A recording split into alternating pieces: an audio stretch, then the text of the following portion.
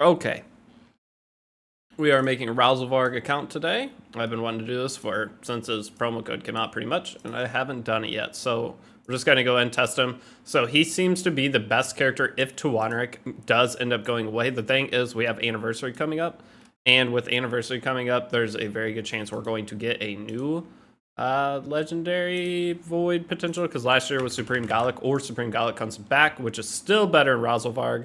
But just in case, I would like to know how a Razelvarg account plays and what I can suggest with it. So give me a second to post the link in here. I actually have to figure out what the Razelvarg promo code is. I have to go to my videos and check that real quick. But other than that, you can put that there and put this here. And we're good to go. Okay, so now I got to go find the Razelvarg promo code because I do not know what that is off the top of my head. What's up, Soulstone? How's it going? Where is it? My channel. Do your channel. Videos. Make the right pick. Okay, so within this. Did I not put all of them? Oh my god, I am so lazy. How did I not do that? Okay, well, I gotta watch an ad real quick. Well, that's unfortunate. But Soulstone, what you been up to? Now I'm not streaming on Twitch, so I can actually make my chat a normal size, which is super nice. Okay, skip this. So Tuanaric first, and then where's Razelvarg? Razelvarg's code is go fast. Okay, so let's go enter promo code. So I made the account right before stream, make sure I got all my rewards. I still think Tuanaric is by far the best character you can start with in terms of download link characters. And until that changes, I will keep the Narma promo code. And going in, grab all the daily stuff. Not much. Started a new account yesterday, so grinding hard. What code did you use when you started? Player and points program, reward calendar. Why is the reward? Oh, because I can vote. Alright, whatever. Vote real quick, just so the dot goes away. What else do we have here? Promo code. Okay. So promo code go fast. Razelvarg. All right, that's sick. Okay, so we can claim Razelvarg and we can grab Narma. Still, it's gonna. If there's no way. It all comes down to I still am gonna think that Tuanaric's better no matter what. Okay, so I can claim my achievements. Then we can go ahead and challenges. Just grab this real quick. Badge, get that off. Yo, man, how you doing? I'm doing all right. I planned on doing this a while back, making a Razelvarg account, but time just didn't line up, and then I got sick. You're gonna hear that today. I'm still super congested. I'm gonna have to mute my mic and hide my face, get a bunch of blow my nose. But yeah, we'll work through it. All right, so Razelvarg. I thought there was, when you start right now, you still got the shaman login. I thought they changed it to where the shaman login was back. Guess it's not. Ezio Chase is at least still going, so I can still get that. But okay, I really thought you could still get her. Okay, luckily there's these tournaments when you start too. The deck of fate doesn't matter, but the gear enhancement, having that right away is good. Okay, let's go in and just start zooming. Well, actually, I'm gonna level Razelvarg just to make this go a little bit faster. Not level him, but you know what I mean. Put gear on. Whoop, and can you go to the tavern earlier? You can't. Okay. And let's just get this moving. Take this off. Should I use? No, we got Raise Athalonia. You also started a free-to-play account with Corvus and Tuanaric. Ezio and Corvus are an elite combo. Not gonna lie. Yeah. Any of the poison characters are fantastic. Corvus is really good. I still think Tuanaric overall is going to be better. But Corvus, they're basically the same at that point. So it's just hard. You miss this easy in stream, Kefnet. I'll be back live later. So, oh, that's like hard to breathe. Hey, Raid getting some love. Yep. Stream Raid for a little bit. I was gonna do this last week. This was the plan, was go and do this, or stream my other game, then go into Raid with a new account. Because I wanted to see how the Razelvarg playthrough feels like. But I got sick. And I'm still not doing perfect, but I can't take another day trying to get better. The biggest thing was my voice was gone and I was just getting super bad headaches, so. But my voice pretty much back now. well, we'll see how long I can go. I went 2 hours this morning. It started bothering me. It started like I tried to say something and it just didn't come out, so I gave up. What have you guys been up to? It's been kind of a little dead. Is it all battle? Speedly, it's so good. But yeah, CZN, I did do some summons on CZN this morning, and I pulled another Yuki, I believe. Yeah, I pulled another Yuki, so I didn't get any new characters. You tried the new Ethereum server? How was that? Oh, I have a sponsor I need to do for Neverness to Everness. That, I don't know if I'll do it tonight or wait till tomorrow. So I'm going to be doing a new E7 challenge as well. Hold on. With the E7 challenge, I'm just going to make a new E7 account and see how far I can get it in a week period. But I want to play like these two accounts kind of alongside each other. And then I've got a bunch of stuff to try to catch up on in the next couple days, so. But Ezio and Chorus are elite combo, not gonna lie. How many days are you into it, Carmen? Now reverse Chorus, your opinions, dude. It's so hard to. I still feel like Narma's better, but the thing is, at the beginning of the game, it's not gonna matter which one you go with. Both of them are so good. The big thing, all right. So for newer players getting into the game, Corvus will probably feel better. But Narma, you're going to get to top clan boss, I think, faster with Narma. But that's just me. I mean, having the buff extension from Corvus is really nice, though. But I still think early on, Narma would get you there technically a little bit easier. I don't think it matters, though. As long as we have, like, this level of characters. You're 2 weeks in account. How hard are you hitting clan boss right now? Yelly and Plume being on beginner ML banner is nice. I wonder what the game even looks like now. How much have they changed? I have not seen Ethereum since I stopped playing it.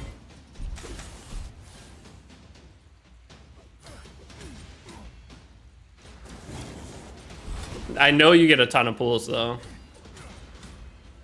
But yeah, I want to play HSR 4. That was my plan. I was talking about it on stream. I wanted to do because I haven't played a Honkai Star Rail in forever. So going back through that with a new account would have been pretty fun. All right, let's get out of here. Going to level up. I don't know. Should I spend money on this account just to get quick 6-star and everything? Well, I want to see what all I get right away. Okay, let's see the lifesteal set that I just got, and then decide do we want to spend the 10 or 15 bucks, whatever it is. So I was going to do this for the Assassin's Creed collab thing, but no.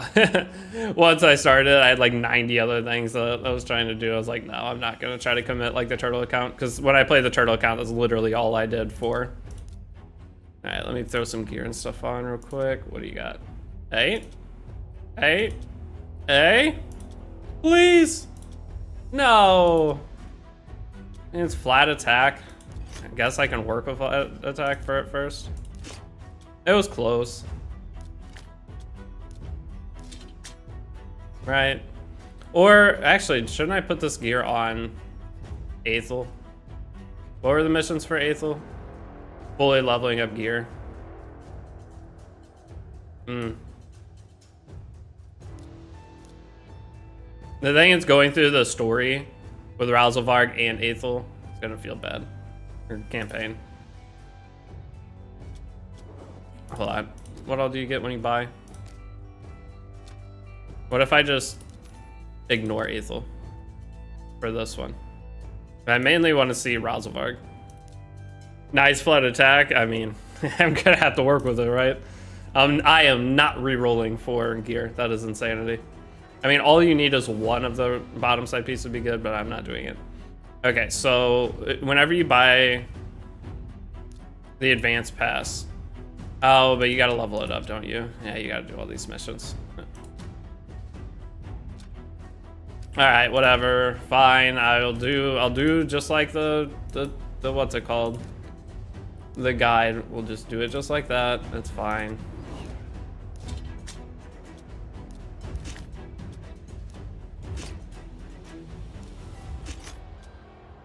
Let's put these on. We have to have 6. Okay, and then Razel, I'll just throw random attack stuff for now.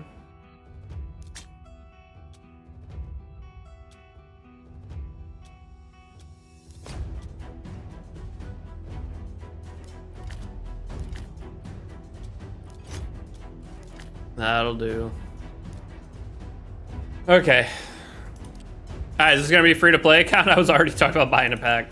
I don't really think there's much value in me doing it free-to-play because my goal is just to see how everything performs in a shorter period. I'm not gonna buy summons or anything, but I'm just gonna like advance the progress of getting my like Razel to 6-star in. Because the whole idea of this is basically just see how good he is just for the upcoming, with the anniversaries in what, 2 weeks for a raid or whatever, some kind of raid anniversary is coming up very shortly, so I wanted to see how good Razelvarg is just in case the new character that comes out isn't great, and Tuanaric promo code goes away, because I could see Tuanaric promo code going away soon. She's been, I mean, how long have we had the Tuanaric promo code? It's been a very long time.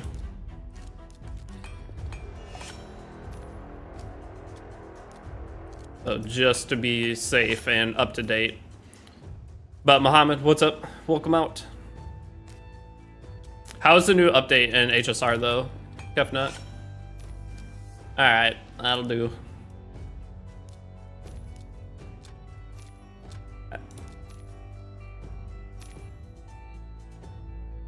There's gonna be a lot of this. Please don't hate me today for.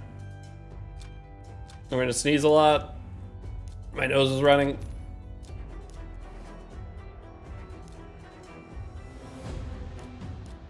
Okay. But yeah, it probably won't be a free-to-play account just so I can experience more of it faster. Any tips for a clan boss for a main account? I hit Nightmare for 35 to 40 million. I went to reliably 2-key Ultra Nightmare. You're going to have to get your Nightmare damage up quite a bit. But what's your team? I'd have to know what your team is. Are you using the general, like same team I use for the... what's it called? The guide account, the free-to-play guide account. Do I have to uninstall my old game for using your new code? Yes, you would. You need a fresh slate. Are you on PC, Mohammed? Also, if you guys do download with my code, thank you. I am playing through with my promo code for this because it's between Narma and Corvus right now. Either one you take is fantastic. I just still think Narma's going to get you higher in clan boss faster, being the support that she is, because you have plenty of damage dealers.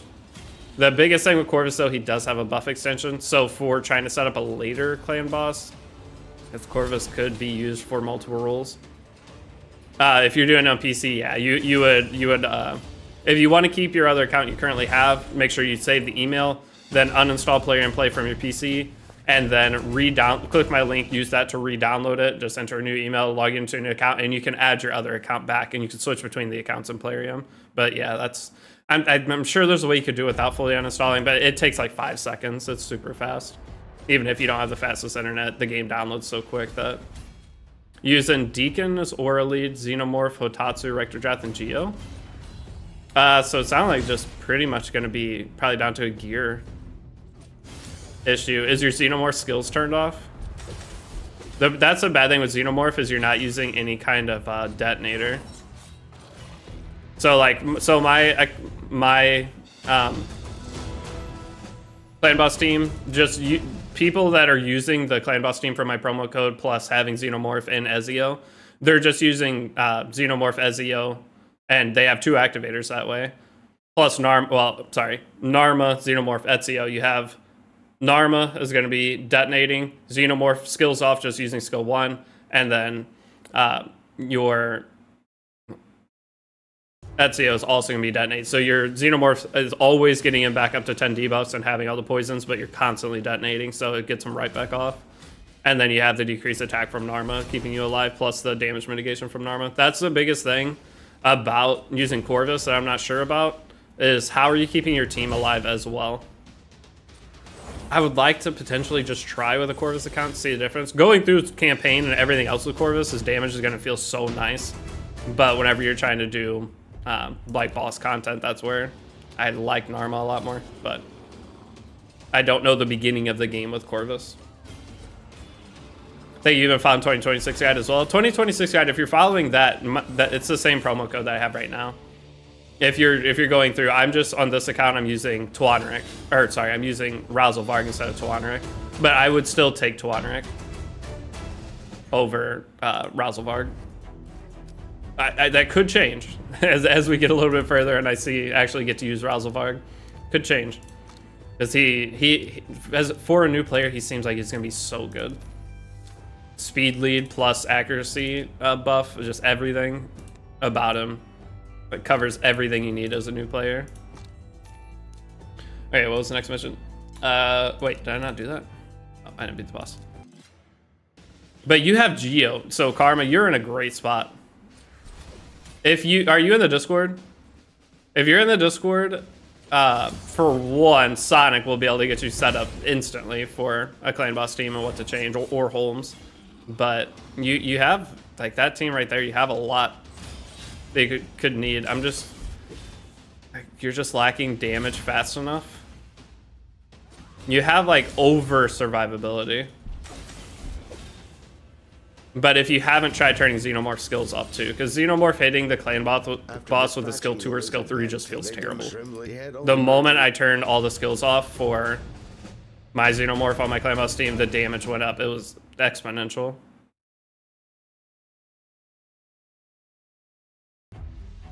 My brain's gonna be a little slow, obviously, I am noticing, unfortunately. The Narma support, throw the HP gear on here.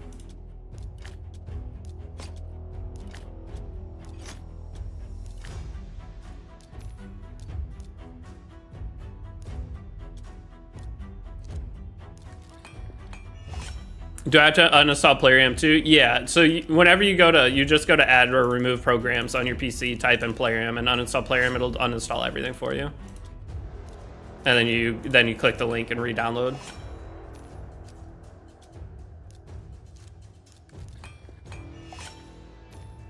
Ezio having the lead effect that he does though, anyone who started, even if you didn't get Xenomorph, like you have such a good team. Ezio plus Narma, double poison activation. You could actually technically probably start with Kale at that point with my promo code and still be in a good spot. This is you leveling. That actually sounds like a really fun challenge. Is how far in like a 24-hour period could we get on Clan Boss? Like how much damage could we do after a 24-hour period on a new account? And like give ourselves a budget. That could be really fun actually. Like give her, I don't know what, like $100 budget. I'd have to plan it out though a little bit beforehand, because I probably wouldn't use Tuha because I'm getting Tagore for my promo code, so I have speed buff. But I don't want to buy books. That sounds fun, actually. Like $100 one day challenge on raid, just see how far we can get, how high of clan boss damage in a 24-hour period. I don't know about with just $100 though, because buying the original pass is $15. That gives you 1 6-star. Second 6-star you get from grinding. It's like $30 if I wanted to get another 6-star. That already puts me at like 60 bucks. I don't know. We might do that because that could be a really fun like Friday into Saturday. Okay, so what was I doing? What's the next challenge? Summon 5 champs. Okay. But Wallapet Fotang, what's up? Welcome up.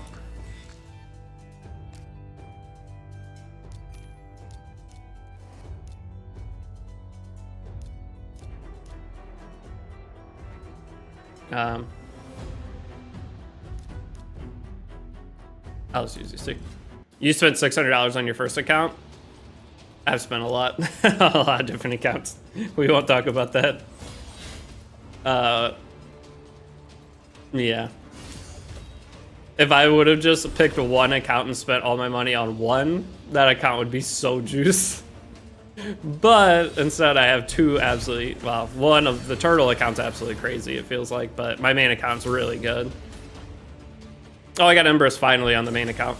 That was my newest video. So I got Empress, Carl, and I am 2 stars away in Faction War to finally finishing Lydia. All those little like side game modes that I never went and did, I finally went and started wrapping them up. So that's big. So I'll have like it'll feel like I have actual real account soon. It'd be nice.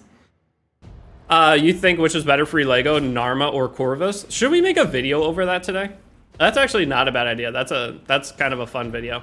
I'd like to get you guys' opinions too, though, that have played, like how your experiences felt like. So the problem is, as a new player, Corvus will feel better because he's going to be dealing damage, and he just his kit overall feels it's like using Tholen versus Narma. Tholen, fantastic, but Narma, new player wise, I think just adds so much to your account. Let me go back. Let me read Corvus again, and that might be a fun one because I've already been asked that a bunch of times, and I think that's one of like the biggest questions for people getting in right now. They don't know which code to use, and either one you're gonna be happy. Both Narma and Corvus are two of the better starting characters we've ever had. Hold on, Levo Empire Gaming. Okay, that's way easier to say than I thought it was gonna be when I first looked at it. Why is my chat so small? Hold on, I'm gonna try to zoom in. I'm like squinting to see what you guys are saying. There we go. That's much better. Yeah, because this is what my chat looks like. And my chat, hold on. Wait, I can't zoom out. Okay, now I zoomed too far in. Shit. How do I zoom out? Okay, either way, I can read. I tried to show you guys what it actually looked like for me a second ago, but it doesn't let me zoom back. You get lucky with 0.01% free 100 pulls on HSR. Wait, you get a free 100 pulls, Kefnet? Is it just lower rates? Or what? 100 pulls? Sorry, I completely missed that because I was zoomed out on the chat. That's why. After this, I'm gonna go look at Corvus. And the what is Corvus?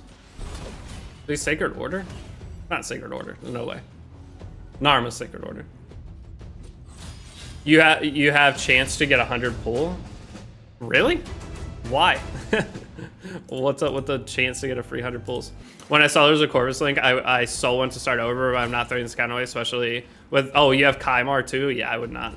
It's not. Who is your, it's Corvus' Sacred Order. Okay, oh, I'm thinking Knights Revenant, sorry, for Narma. But it's from the Lunar Years event. You get 600 Jades total, but there's a very small chance you get additional 100 tickets. That's insane. That's funny. So you just re-roll trying to get it. Gambling games. That's funny. But no. Did you start with Narma though, Wallapat? If you start with Narma, there is no reason to reset like that.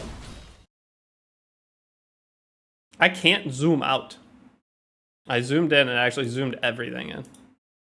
Oh, man. So I popped out my chat, and my chat zoom is equal to my other thing zoom. So it's just super annoying. So I can't actually change anything. Okay, so this is done. Dailies are done for first day. Back out. Level 10 pack. I want to buy it. Okay. Self-control.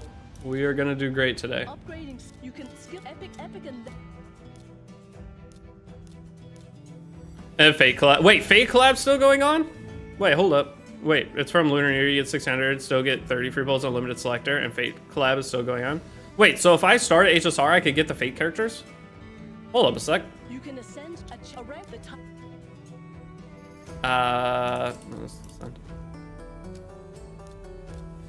You can? Oh, brother. Okay, I have so many things to do, guys. I have a NTE sponsor to do later. I have to do that before I do anything else. Okay, after the stream, I'm gonna sit and try to plan out next couple days because I've got to squeeze so much into a couple day period. Fight in Classic Arena 3 times. This is the Classic Arena. Basic one, the battle. This shows. Let me set a defense, and I'm gonna go look at Corvus. I have not forgotten. Wait, you have to assign 4 characters to it to finish whatever mission, right? Yeah. Okay, so this is gonna take me back out. Claim. And then Corvus was Index. There he is. Okay, so Corvus. Passive, increase the damage enemies under poison debuffs inflict. Oh, he does have the same. He does have the same survivability as Narma. Okay, so that's, I mean, that part's good. Attacks all enemies 2 times. Each has a 70% chance of placing 2 poisons. After attacking, places a 25% poison sensitivity on enemies under 2 or more poisons. So it's literally Narma. And then this one is the change though. So Narma has an activator of poisons. So attacks all enemies. The first hit increases the duration of all enemy debuffs by 1 turn. So he can extend poisons, which Narma has under skill 1. But the big thing is the second hit increases the duration of all ally buffs by 1 turn. So he's a buff extender, which is huge. And then lastly, attacks 140% chance of placing decreased attack. So they're basically the same character. The difference is Narma heals you and detonates. So you're trading buff extension for a really good heal that keeps your team alive. It gives you an additional support there. And the buff extension, so what is this on? It's on a 3-turn cooldown, whereas Narma debuff extension is on the skill 1. So technically Narma is going to give you unbooked both characters. Narma's going to give you more extension for debuffs than this would, but you don't get the debuff extension. So hold on, let's go back to Narma real quick.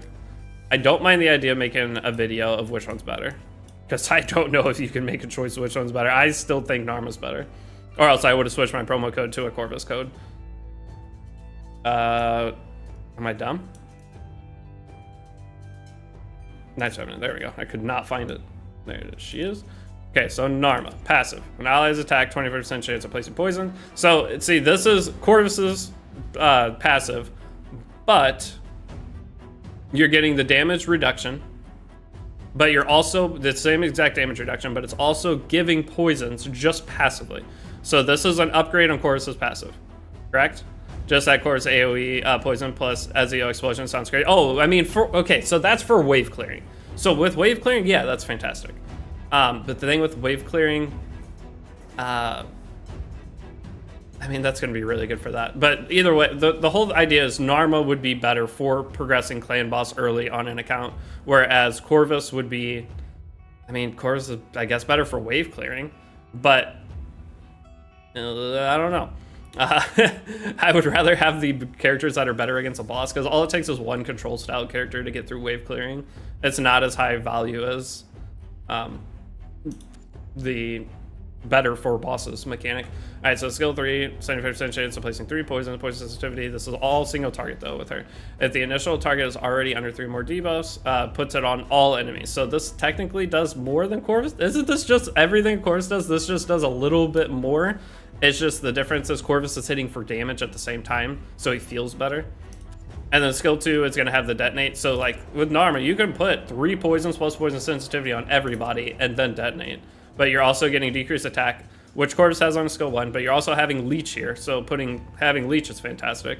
It does end up taking up an extra slot in clan boss, and leech on clan boss from the team that I used isn't really helping at all. Between the Tagore heal plus her skill 2 heal, you don't really need it. But this detonation is super value.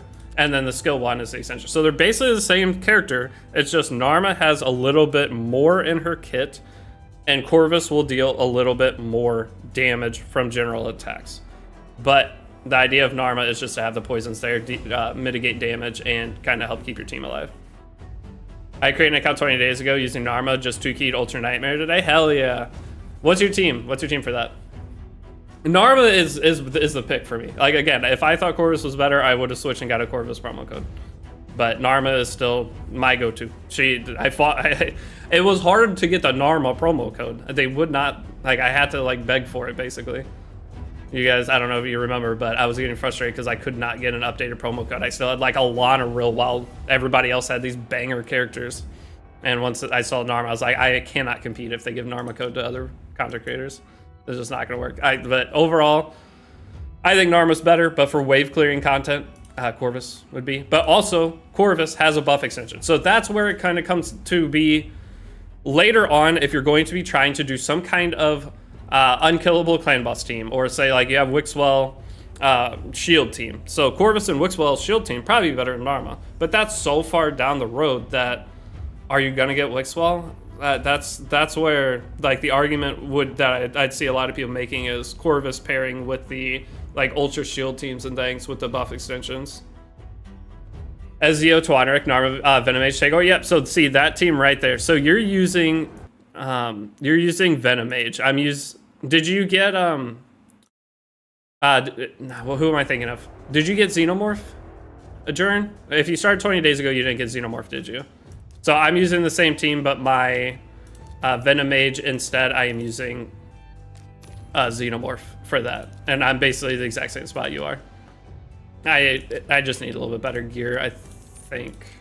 And I'd be at the same spot. Because I need a little bit more accuracy so I can switch my lead. Because the extra speed lead would pretty much do everything I need, because poison isn't really doing much for me. Okay, so what was I doing? What was the next mission? Sorry, I've been sitting here yapping. Arena battles. I did not click start on auto. But yeah, that's basically, I mean, that is my promo code, Twaneric, Narma, Venomage, Tagore. No, unfortunately not. I mean, Venomage, that's the cool part with the code, is Venomage will do the same, basically the same thing that he does. People who are going for Tholen instead of trolling, I don't think Tholen's an option anymore. I tried to say it. I made a bunch of videos saying that Narma versus Tholen was an insane choice to me. The thing with Tholen was he's more fun at the beginning.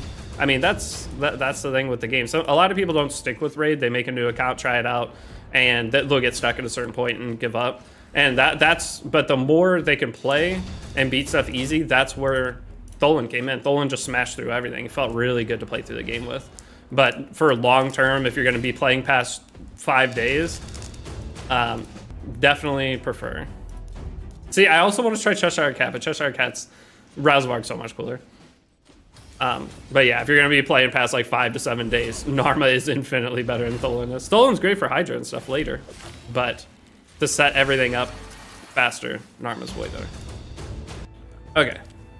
I might make that video today. Narma versus Corvus. And I won't give like a harsh opinion. Like, my opinion is either one you start with the game with is going to be fantastic. But I want to see what the comment section does from experienced players. And I want to give like the benefit for each. I'll just talk about what each one's good for. I like that idea. That gets me a video today too. All right, mastery for any champion. Need some crit rate.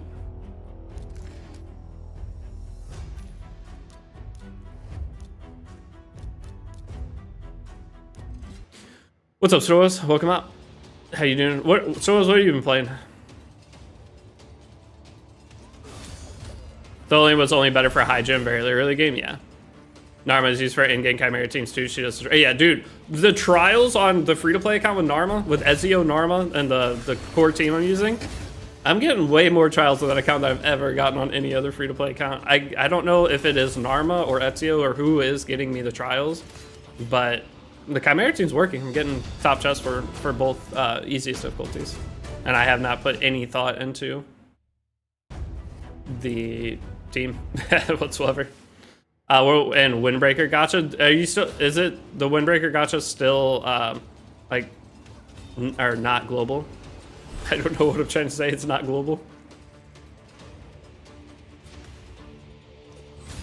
If I have Ezio plus Tuha plus Narma plus Veno, which should be the last chance for clan boss? You have Seeker, Deacon, and Tagore. You have Ezio, Tuha, Narma, Veno. What are you missing there? So Ezio, Tuha, Narma, Veno. So your poison, super activation. I mean, probably Tagore. If I had to make a full switch, I would probably switch Tagore in eventually for Tuha. And then, because, all right, so Tuha eventually on clan boss falls off. If you're wanting to get maximum bonus, using both Tuha plus your Tagore doesn't do as much for you. It is nice having Tuha getting the, I mean, defense buff is obviously huge, but you would eventually switch out Tuha for another character. So having Deacon in there for the push up plus defense break, but Ezio already has defense break. Seeker nukes. How hard can you nuke with, oh wait, Seeker. No, Seeker with survivability. What all does Seeker give? Hold on, I'd have to go look at Seeker again. I was thinking Seer, not Seeker. Because the problem with Tagore is by the time he starts reviving later on, all your, wait, what do I have to do here? Is this the win one of each artifact mission? It's super hard to do these while streaming for me. My brain just does not let me. Okay. Now I don't remember what I was saying. Oh, so the problem with Tagore during Clan Boss is having him on your team if you have like Ezio. So Ezio is going to die randomly. And if you don't have a reviver, it's going to make your runs inconsistent. Ezio is squishy. He has a dodge mechanic which helps keep him alive, but he's going to be the first one to get one shot. So right now, are you not using a reviver in your team? If you have anyone squishy in your team trying to forego Tagore, is rough. People always create a new account thinking about damage, and you're support's everything. I say it every video I make. Supports are the most important thing. Like your damage dealers, there's the cool big damage that damage dealers do doesn't really benefit your account for a very long time. Most of your damage as an early player is coming from War Master and coming from maybe some Giant Slayer on a couple of characters, but all your early damage isn't coming from your gear because you're not going to have the gear to make the character shine. It's about the whole beginning of Raid is figuring out how to keep your team alive while having the proper buffs and debuffs to beat through stuff. So it's kind of like cheesing. If you have any kind of thing that you can control for wave clearing, it's way better to have a wave clearing control character like say Ninja is part of why it was so good, is a skill 2 AoE freeze. Like that is so beneficial versus like if you can control them, you don't have to worry about anybody dying. But the problem is if you build most characters in the game on too much damage, you are going to get one shot. Like your characters are just going to die randomly, which generally have a reviver, but whenever you have a freeze, you don't have to worry about ever even getting attacked. So you get to forego like 90% of the game's mechanics for wave content at least. But bosses, you obviously can't freeze. But that's where... Did I get the item? Did I get a helmet? I can't remember. I'm yapping. But supports are always number one, and that's why I'm going to pick Narma over Corvus every time. But Corvus can be used as support and needs defense scaling. That's why the decision is actually hard. If Corvus was an attack scaler, it'd be easy. I wouldn't have to second guess myself at all. About a week and have three level 40 accounts. Are you doing the referrals? Even now my Mickey gets one shot, yeah. But definitely 1,000,000,000% supports are so much better. You're still JP only, that's why I figured, Chris. Currently trying to farm the friendly. Okay, so you are doing the referrals. Do you have any advice for maximizing account level progression? It's farming campaign. Like what part of campaign are you farming? You 12-3. I mean 12-3 versus 12-6. The difference would be a day at the end of it all. A day of level. I mean the only advice I have is use your gyms. Use your gyms for stamina as you get them, and just farm the same thing. The biggest question is, do you want to put a lot of time into it, or are you okay with it taking a couple extra days passively? If you want to put a lot of time into it, doing your dailies that you can, doing every little thing that doesn't cost stamina, like keeping up with Doom Tower. Well, you can't do Doom Tower yet, can you? What all can you do early on to get your advanced quests? I guess you can do Arena. So for me personally, if I was leveling them up, I wouldn't do all the extra stuff. I would not do Arena to get my thing. I guess leaving the games open for, what is it, an hour or whatever, to get your stamina from there. If you're willing to do all that, you make it go faster. But if I was trying to do it, I would just log in, burn whatever stamina's on the account, grab whatever I could quick and get back off. And just try to take advantage of the daily login stamina as it comes. I like Secret 30% turn boost. Yeah, Solo he has attack buff. That was the other thing he was bringing. But the turn boost is huge. Deacon's also bringing half of that. So, and I don't know the cooldown on Seeker versus Deacon too. I'd have to go and look at all the characters to give you a proper answer, because it's going to be similar. Because you're not going to be using Deacon's speed lead, obviously. You have plenty of other characters you can pick from for speed lead if that's, I mean, you're ideally using speed lead there. If you want a speed run referral, do brutal. Chapter 1/5, faster wins. Some are very similar iconic speed. Most of them have similar iconic speed. They're the same 3 turns plus 1 extra. So okay, so they're both the same.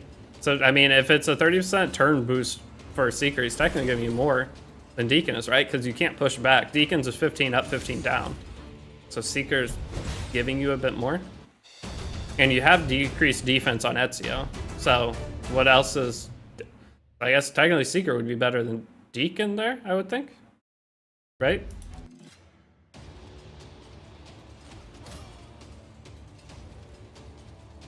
What else does Seeker bring?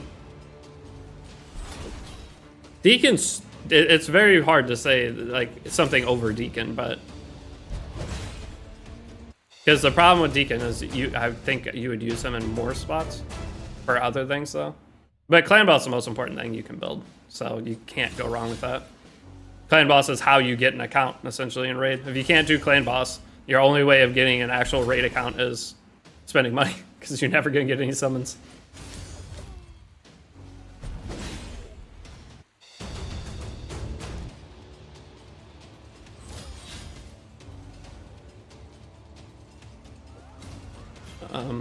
Taunt A1, that's Seeker's A1. I didn't remember what Seeker's A1 was. The defense buff, if you're trading off Tuha, if you trade Tuha for Tagore and then put Seeker in, that's probably ideal, because then you still have, you have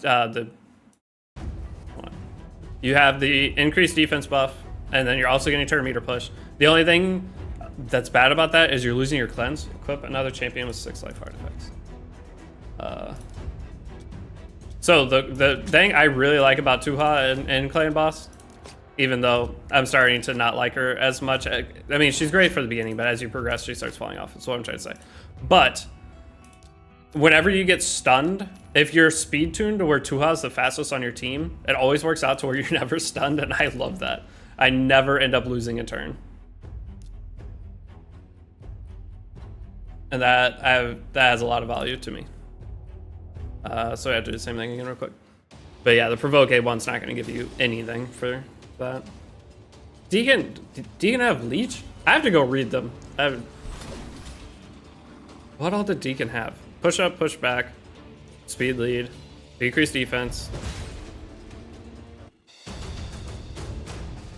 That's all I remember.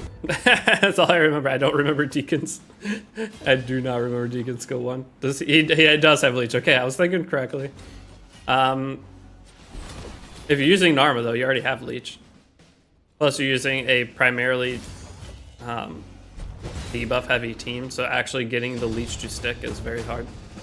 Narma, by the way, if you have the ability to put Narma on Relentless set as a new player, do that the millisecond you can. No speed set you're going to have as a new player is going to be able to compete with a, like, even just decent Relentless set. Like going 3 speed versus Relentless plus a speed set.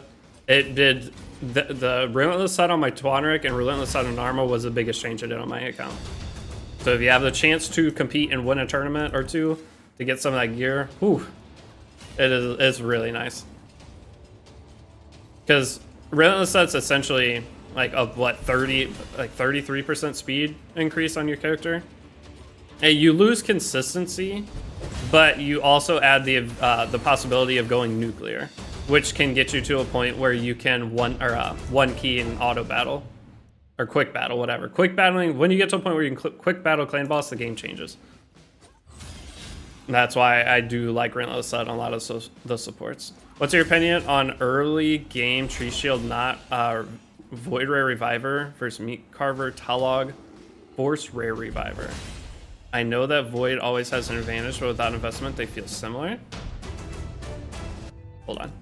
I'd have to go read them. I'll be honest, I've used very few 3 stars in Raid because my main account, all of my like main accounts I played, I have paid to win on, and I just recently started like doing the new account free to play stuff. So I have not done like a Faction War series. If I did a Faction War series, that's where I'll have to learn all the 3 stars. But the bad thing is free to play, I'm not going to see a lot of them. Okay, I think I got all the pieces I needed. So Tree Shield not, Void Rare Reviver versus Meat Carver Talog, Force Rare Reviver. I have to go read them. Understood, Talog is HP based and not is attack based. So Not's a damage deal. I know that's a bad thing. I know what they look like in my head, but okay, those missions done. Let me go look at them. Why not?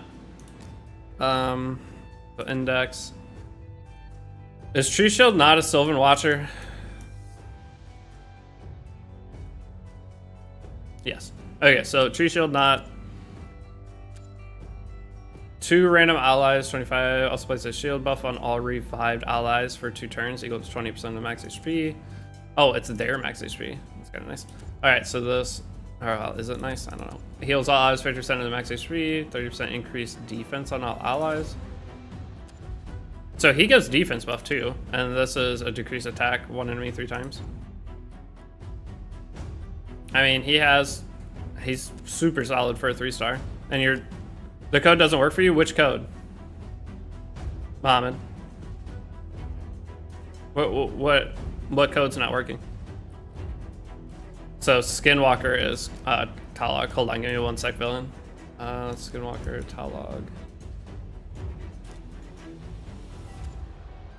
So continuous seal buff placed on an ally from the Skinwalker's faction expires, removed, or stolen. Why are you trying to decide between them? You're trying to get a reviver? Like, the thing is, they're both worth building potentially for faction wars. But what's like the use case that you're trying to do for them? There are multiple teams on the same team with the skills, so only one of them revives and ally 30% HP, 30% turn meter. So this is a 1 ally revive versus a 2.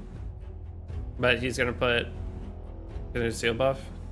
But they don't get any shield. And he has increased defense and I mean, they're both fine. He gives increased defense too. They're basically the same character. Each hit heals the champion by 2% of the max HP. So he has more, I guess, innate self-survivability.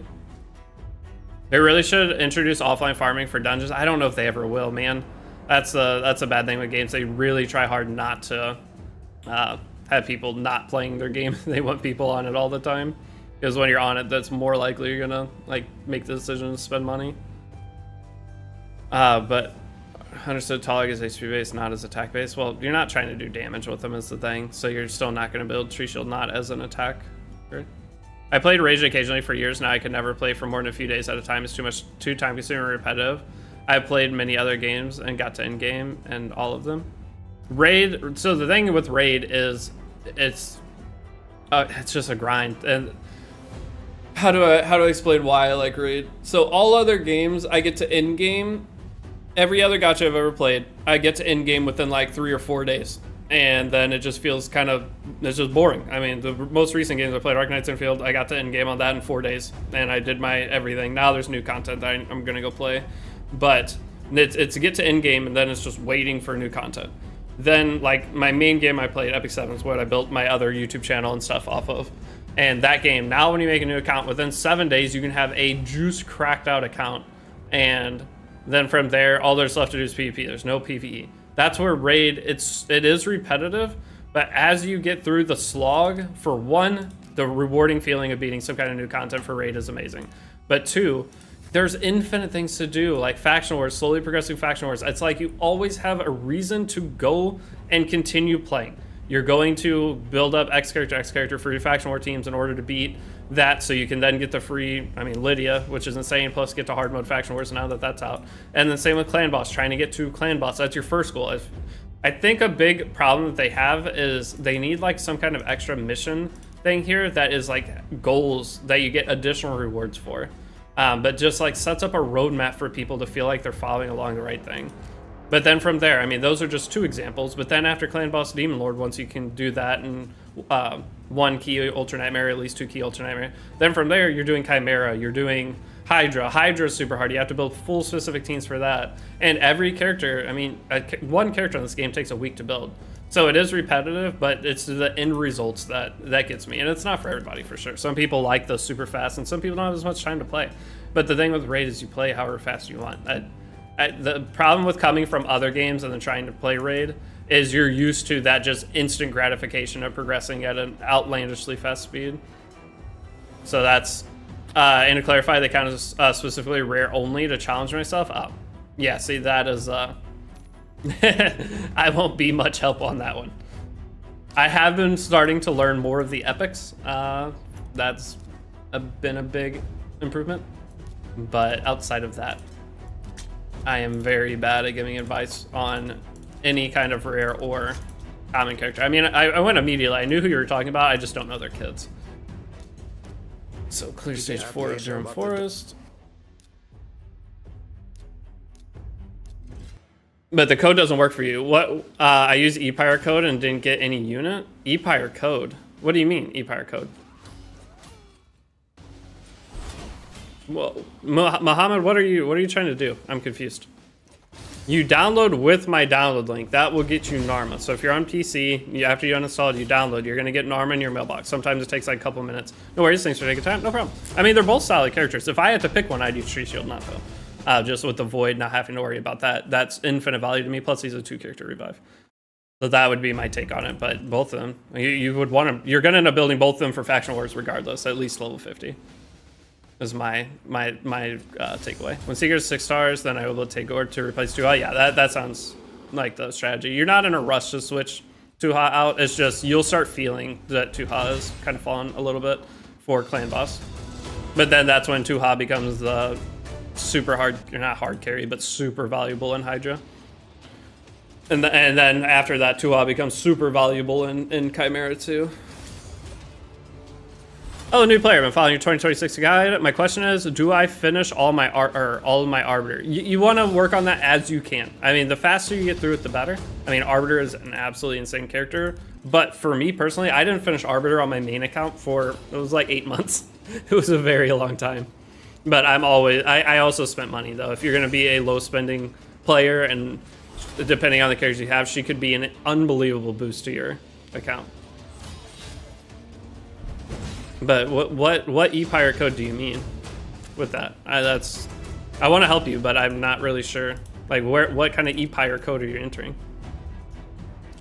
The promo code, the download link I have will give you the characters, and once you're in, you go into the promo code section and enter.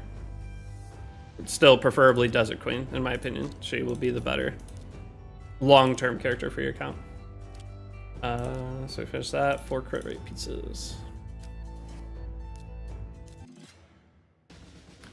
IDK, what's with Raid and me? I did Clan Boss, Hydra, 1 key Unum. I know most bosses and content of the game and watching Raid content for 2022. I mean, are you saying you like it, villain? Or what?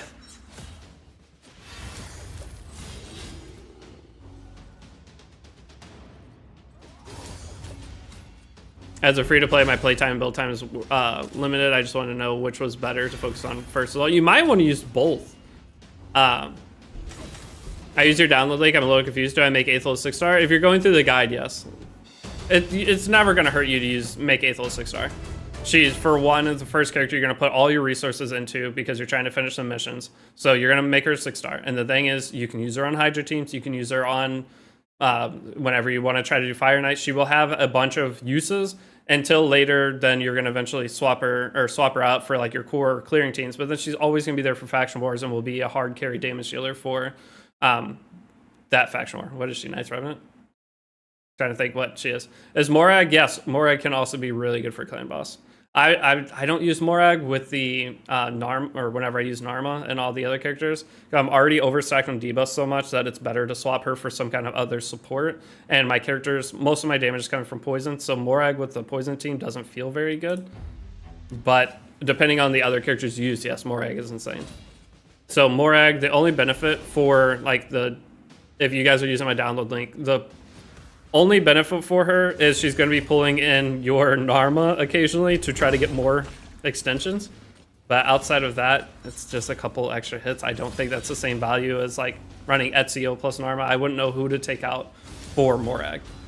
I guess maybe Tuha switch out would be okay. I ate my kale within the first week. You ate your kale? Wait, you mean use them to promote?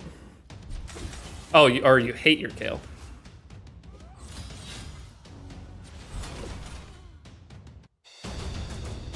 But yes, I would personally make Aethel 6-star. It just makes it smoother and easier. She's gonna be your farmer too.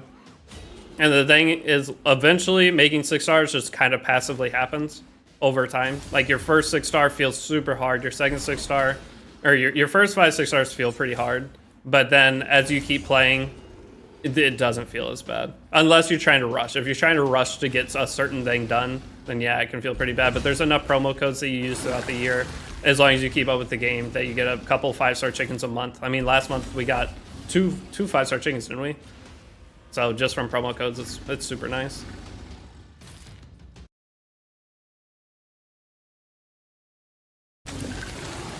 Oh, use them as a 3-star chicken to 6-star my Ezio. I mean, that works. The ugly okay, so I need one more, I think. Also, I tried to set offense and I was getting short, so I went back to life. So yeah, lifesteal is early game kind of a must, depending on your team. But if you're trying to campaign farm, then if you're bringing 2 or 3 extra fodder characters, not being on lifesteal, it's not going to work out, depending on who you have. But on your starter character, Aethel, Kale, whoever, if you're not on lifesteal, it's not going to work. You get hit at all, you're getting cooked. All right, so here's a part. We go to stage 3 on each of these. Guess we can throw in Venno now. You're playing on a laptop. I want the best character, that is all. I mean, on your laptop, it should be the same. Your laptop's going to be the exact same as on here. I'm on my PC right now.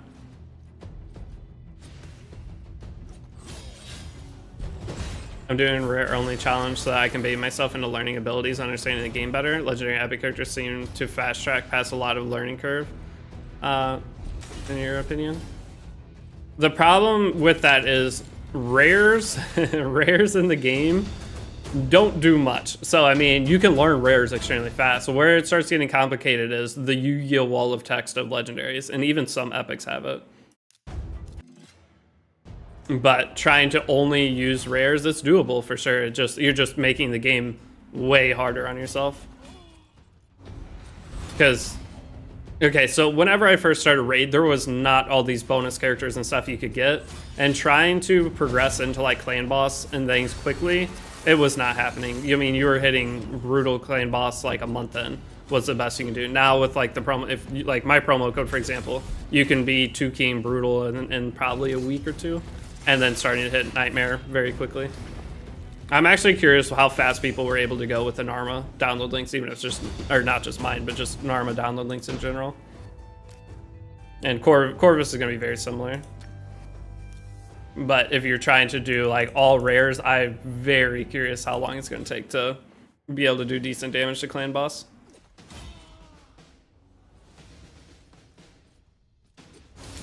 But my plan is, with this gives me something to stream on this account, and then if I get to a part that's boring, then I'm just going to open up my main account. I always say that I'm going to stream on this channel more, and it just never ends up working out. I'm just trying to figure out some kind of...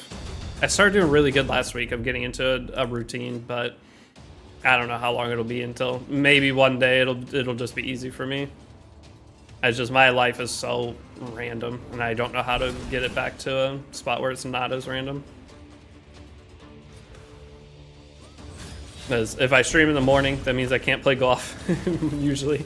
And if I stream at night, that means I can't like ever spend time with friends or anything.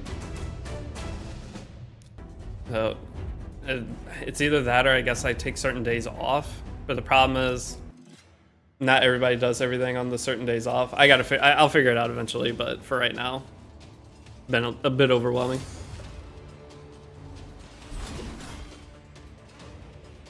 I probably will end up buying the pack for Razelvarg though, just to 6-star him right away. I want to see how he performs as a farmer as well.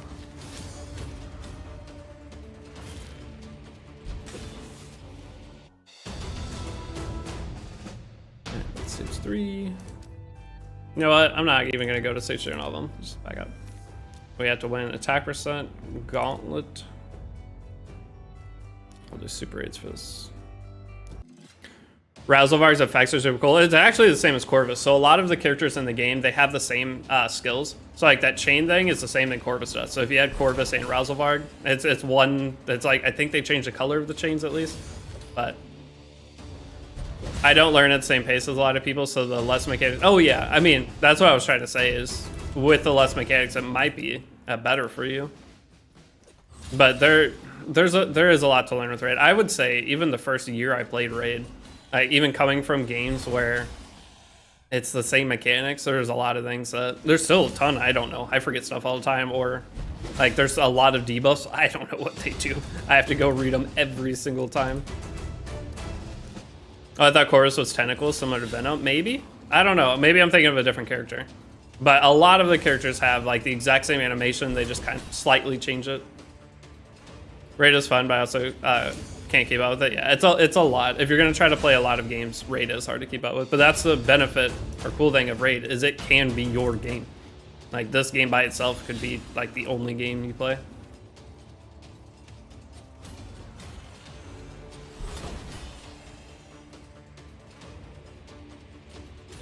And there aren't very many gacha. Well, okay, there are people that they can play one game, but the thing with Raid is there's always something to be working toward, like I talked about earlier. That's the thing that got me. I played every gacha game under the sun. The thing that the next best thing that they could have, I don't think Raid needs it in comparison to the other games, but I've been playing Chaos Zero Nightmare, and they have the unlimited farming game mode that you can go and slightly boost your stuff up to where if you're out of stamina, there's still something to do. But with Raid, there's so much crap to do regardless.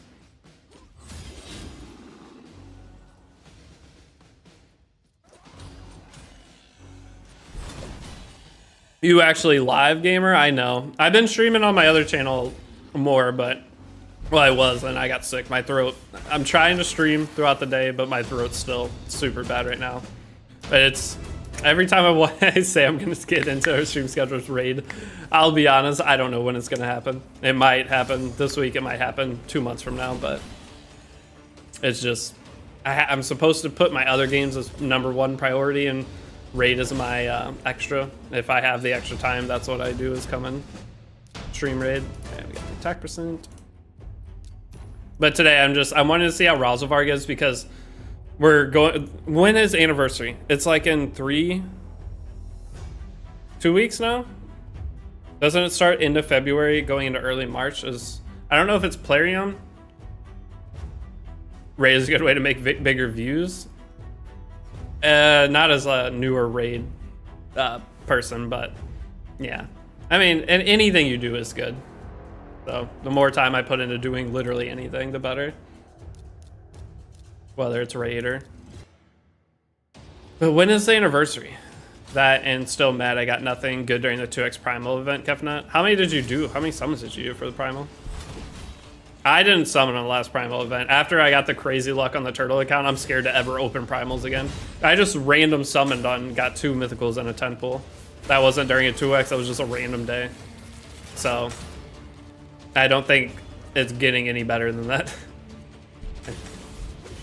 And whenever I do a summon session for Primals and don't get something, I get the feeling it's terrible. Should do a Void only series. Suggested you at the first video of your Turtle stream.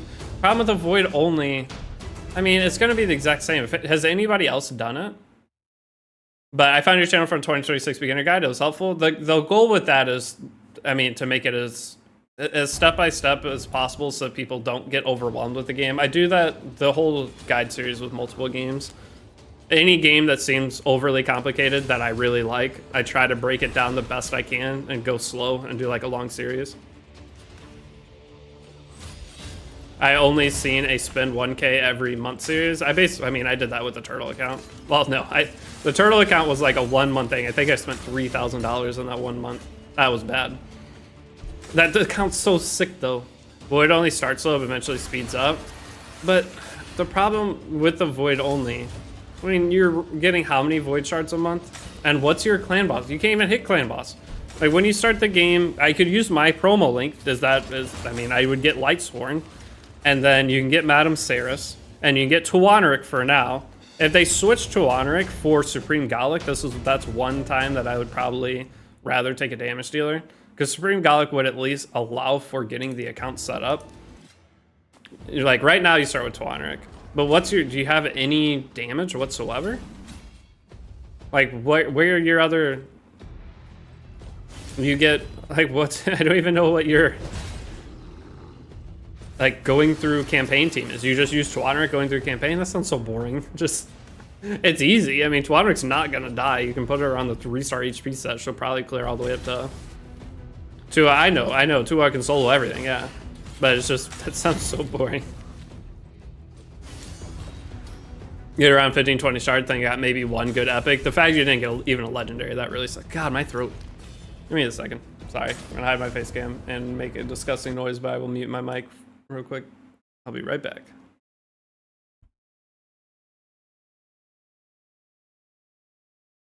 Okay.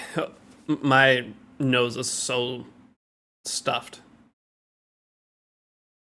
You're What's up, Swindler?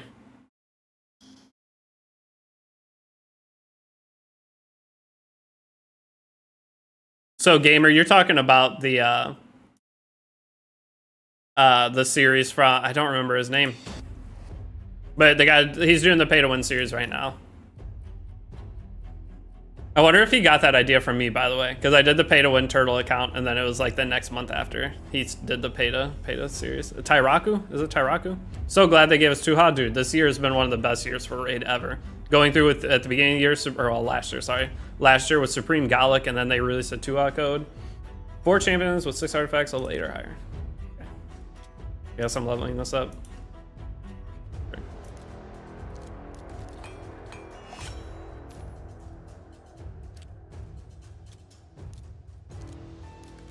For someone who just started playing, yo, Tua's useful everywhere, always. The thing, that's the benefit of picking her. Is like, some people are using like Tholan promo code, and I was just like, oh my gosh, I'm in pain. Because Tuha never falls off. You can use her everywhere. Hydra. Is the download link below the one with Lightsworn? Yes, yeah, the download link below. You get Lightsworn at level 20. And that's part of why I picked the character options I had for epics. They're all so bad. And I tried to get, I think I tried to do Tagore Ugo plus Venom Mage. And it's so hard to get them. If you try to do a certain combination, they don't allow it. They don't want you to have too good of a start with raid, and it blows my mind.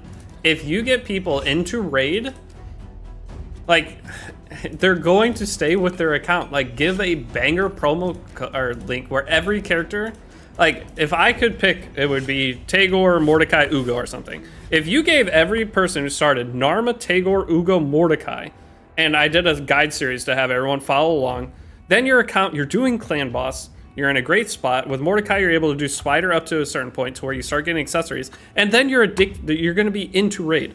Like, at that point, you're going to be invested into the game to where you're going to be buying gym packs probably, plus whatever else. But I think their thing is they want to sell, like, summons, is my guess. So, like, that's why they get, I mean, what they give now is super good. I cannot complain about it, but they could do so much to get people into it. There is giving too much stuff away. That's like Epic 7. I'm just gonna level this crap up instead, actually. Like, Epic 7 gives too much stuff. There's no point to ever spend money on that game. Now is the problem. Was it everybody level 8 artifacts? Yes, having like Mordecai for Spider, if I had that promo link, I could make the best series possible for getting people into the game. But I have to work with what they'll give me. Maybe one day I'll be able to get the absolute. Where's the new promo link? All right. Somebody messaged me about getting a Cardiel promo link. I was like, are you smoking crack? Cardiel? Like, they asked if I could get that because you could get Sissia Flametongue with the, there's a Sissia Flametongue promo code. They messaged me about getting Cardiel promo link. I was like, avoid legendary from a promo link? Brother, Cardiel would go crazy. What do you mean? You really think they'd ever give a content creator a legendary in their promo link? Or at least, well, a banger one like that? No shot.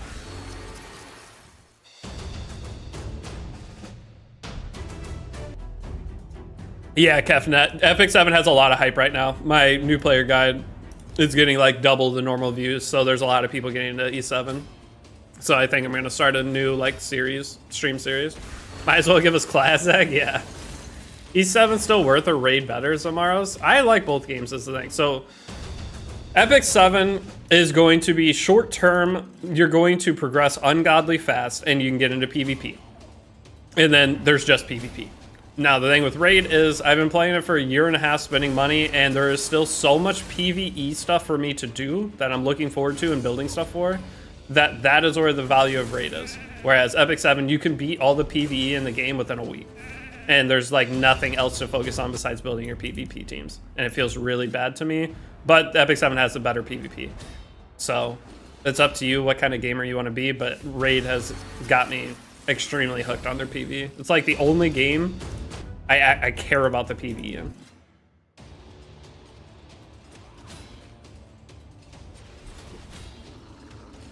Also, just because you give people chances doesn't mean they'll pilot them. Well, that's what I was saying. If, as a content creator, if they gave me, oh god, it's a level 50 ultimate death knight, I didn't look at this, I cannot kill this, goodbye. I did not look at that beforehand, oh, whoops. That is never gonna happen, sorry. But yeah, that I would have to, I would make a guide series with it to help people pilot the characters so they know what use case for each character there is. I mean, there's always gonna be the people, there are a ton of people that download Raid every day through like free cash promo apps where you don't get any extra characters and things like that you play through. You get like, it's like up to $300 for progressing through the game, but it's like hard progression, like you have to grind. So most people download it through their thing, it's gonna be easy and they'll get to the first mission, it's like $10 and then they give up. But there's those, and whenever you start through that, your characters are pretty booty. Starting Raid Shadow Legends without a promo, so a creator download link or a promo code character is a disaster. Now that it is here, I was just a bit surprised you went against. I wasn't looking. I was not looking at the UDK there. I am never killing that thing, even on level 8 gear.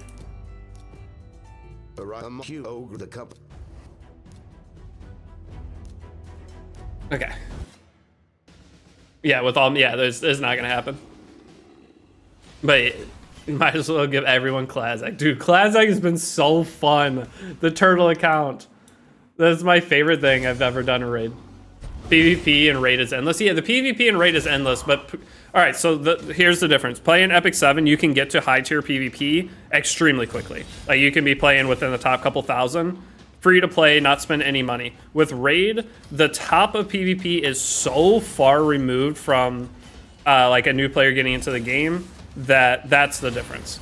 So like Raid has a lot of PvP, but you are you are not going to make it very far as a free to play for a very long time. Or actually, you never will. You never would make it. Epic 7, that's a lot of the time the top 50 people for the season, well, it's top 100 for that, for Legend. There's a lot of free-to-play players within that top 100. They never spend a penny on the game, but they can compete at the very top. And that is not possible in Raid. So that's the main difference. But Raid has the extra content to back it up. So where that's not the only thing to do is PvP. But imagine a new promo link. What future collab would you like to see with Raid? Sorry, Livo, I missed that. So Relentless Narma is better than Speed Counterattack? I would say yes. Relentless Narma, dude, it's so good. Cycling back into your, for one, the extra skill once to extend debuffs is fantastic. 2, cycling back into your detonation, huge, especially if you're using all the other poison champs. So Relentless set to me is just infinite more value. But you're going to do Relentless plus 2 speed.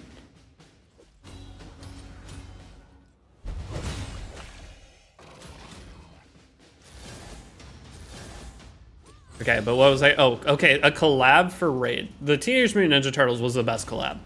Okay, there is not a collab I think that's going to be better than that. Like, what collab could there be? I'm trying to think.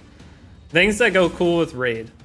I mean, I would say Monster Hunter, but they've already done it. They did the Monster Hunter collab before I started playing Raid. And then from there, Monster Hunter is like the thing that I feel like fits the best of all the games that I play outside. Power Rangers? No, I don't want a Power Rangers collab. I love Power Rangers as a kid, but there's no hype I'd get for Power Rangers as an adult. I just don't have it anymore. No worries, I understand that you're focused on the game. No, it's answering you guys' questions. It's just, okay, again, I'm going to show this. My chat, for some reason, I don't know what I did, but it's super small.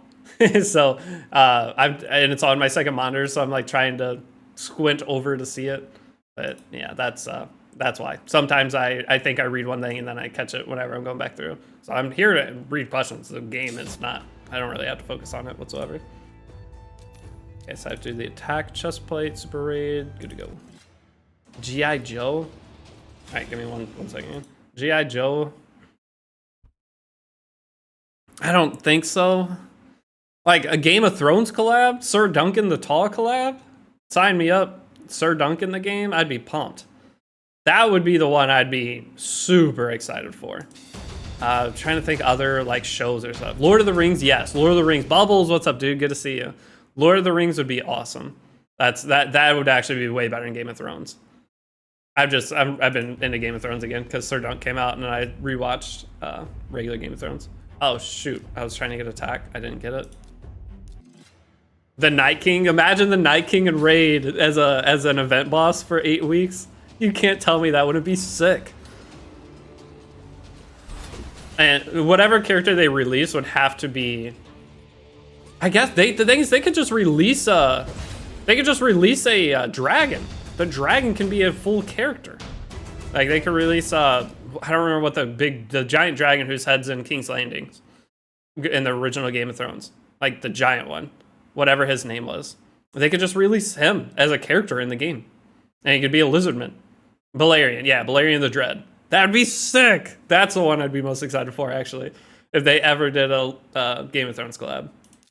Game of Thrones has a game that they're advertising. Maybe it could be a possibility. Dragon Ball would be weird. I don't know about adding anime. I guess Ninja Turtles worked. So I guess you could do Dragon Ball, but I don't think Goku fits in. I don't think Goku fits in this world. The thing with the Ninja Turtles is they're not gods. They're just regular old turtles. So it's not the end of the world. The power scaling difference isn't that insane. Like they're like Loki and the Norse mythology, all of that. Norse. I said North mythology. I can't even say the words. Norse mythology. Those are technically gods, and I guess it works. So maybe you could do Goku. I just got the same thing twice. I guess I'll take 3-star fodder.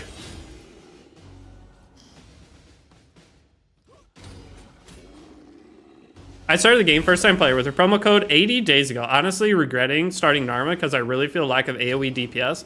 Been unlucky with pulls. Any recommendation? What do you need AoE DPS for? What AoE DPS are you? What are you feeling the need for that for? Wave clear content?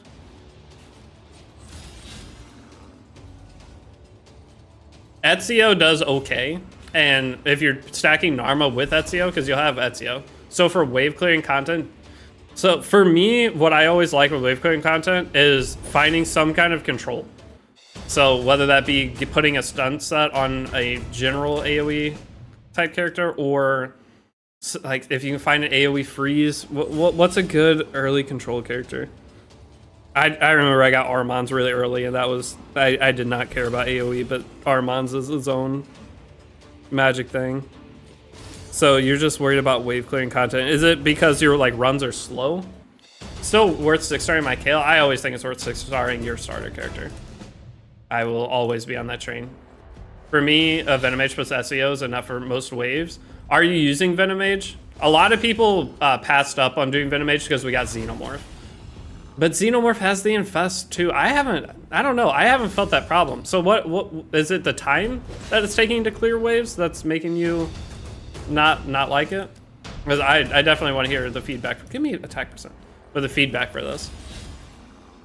Because wave content hasn't felt that bad for me besides the time it takes.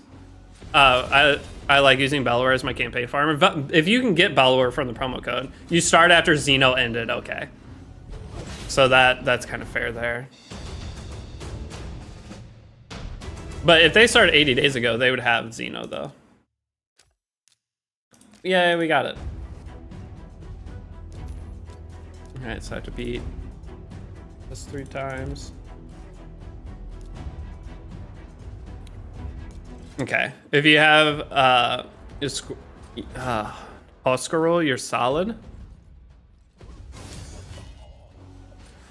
Armand's is probably why I can't pull any legendary player. Oh, dude, the fact that you got Armand's Kefnet, he's not as busted as he used to be. He's still insanely good, but there are more ways to deal or like work around him now. Not really for a new player though. I guess if you've seen Armand's, you're still cooked for a long time. What would be like a solution for that? But the biggest thing is I want to hear exactly where you're struggling because of lack of AoE DPS. Because for me, AoE DPS isn't usually a huge deal. If you can speed tune to make your Venom, Narma, Ezio in that order, I think you're no longer a problem. All single target is slow, so I have Xeno, Narma, Tua, Venomage, Ezio at 60. You should be getting enough poisons to where your explosions are gonna do great. But yeah, if it's Ezio has to go after your Narma for your wave clearing content, or it's gonna feel really bad. Because they're on the same cooldown, even unbooked, I think. Yo, I started a new account a few days ago. I have 6-star Tholan, Tuanric, Tagor, Ugo, Ruella. Should I level Kale, who's 3-star right now for clan boss, or wait 4 days? I'd wait for Ezio. Wait for Ezio. There. On that one. If you haven't done it first. Who would I be booking first on this? For legendaries? I need to go look at Razelvarg's books. Normally I book 2 offers, so I would still start with Tuanric. If you are making a raid account or made one recently, I would still 1000% start with Tuanric. The idea of passing a void legendary character from promo code is insanity to me. So if you are starting with Tuha, it's still trying. You book Tuha until you get her skill 3 up to max cooldown. Because once you get that, she is just a night and day better character. But what's Razelvarg's skills? So he's damage dealer, so probably not as important. Oh my god, he takes a lot of books. Attacks on enemies. This is a 3-turn cooldown on skill 3. That's actually really nice. No, I mean, if you're gonna be actually using Razelvarg, you do need the cooldowns. Kind of bad. Unless you have a turn reset, but because if you book him and have a turn reset, the buffs are always up. That's huge. I just want to see Razelvarg and clan boss. I want to see what his like max potential is getting into that. What was the next mission? Stage 7. I'm almost to a point where I have to go level some stuff up though, because I'm starting to take decent damage. Think they will make a Marichka promo code? I doubt it. I feel like we're at the peak of the promo codes they're gonna give. I feel like we're in like the prime time of raid, and they're gonna start. I don't think it'll ever get better. I could see them getting worse. Like these promo codes we have are crazy right now. Promo codes and creator links. I don't see how they could go higher or better characters than what we have. Aren't there comps revolving around Razelvarg for Demon Lord? Yeah, I mean, Razelvarg gives speed up, plus he gives accuracy boost, and he's a speed lead. So, in theory, he's better than Tuanric. He would be, you can put him as your lead, and you're still getting 50 of your 80 accuracy bonus from your lead. So, then you can then focus your stats elsewhere. And it makes it where you can get to the higher tier clan boss a lot easier. So, Razelvarg should be better than Tuanric for just that one purpose, but that's what I have the problem with, is taking Razelvarg instead of Tuanric just doesn't make sense. I think the turtles will come back down the line. I unfortunately missed out. With how strong they are and how much hype there was around it, I could see it. Because I think the Ninja Turtles collab was unbelievably successful. I could see it coming back and then potentially bringing like another character or something. And what they might do is make the turtles all attainable again, but maybe like the extra characters not. But I don't know. We're supposed to be getting reruns of fusions. I don't know when that's supposed to start, but the reruns of fusions, will we get Armons, or do you account takeovers? I've been considering doing it, but I have not done any yet. The thing is, I don't know how helpful I'm gonna be. I'm not the most experienced raid player. Like, I know the game decently, but there's just so many variables that I'm always scared to do it and give someone not as good of advice as someone else would give. What if that's the thing? If I did it, I know I could, whatever I told you would work. I just have to have the confidence. Maybe if I did a couple, I would be fine. I just need to sit down and do it, but I'm just really scared to give someone bad advice because raid takes so long to do anything. If I tell you to work on one thing and it doesn't end up working, I'm going to feel terrible because you're going to spend a week of your life grinding your account to do X thing. It's basically once people get to their summons on their account, that's where I start. Oh, I'm going to die here. I have to actually boost up. But once people get to the summons on their account, that's where I struggle a bit. Because there's so many possibilities that you could do.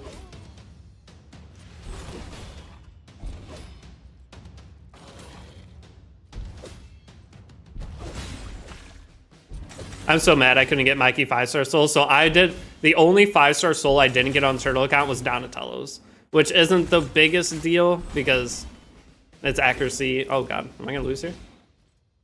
No, okay.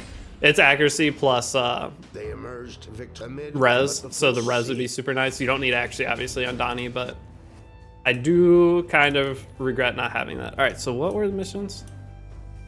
Don't you have to wait to upgrade a champion to rank 4 here? But you have to progress more in... I want to actually do it in order because I always mess this one up right here.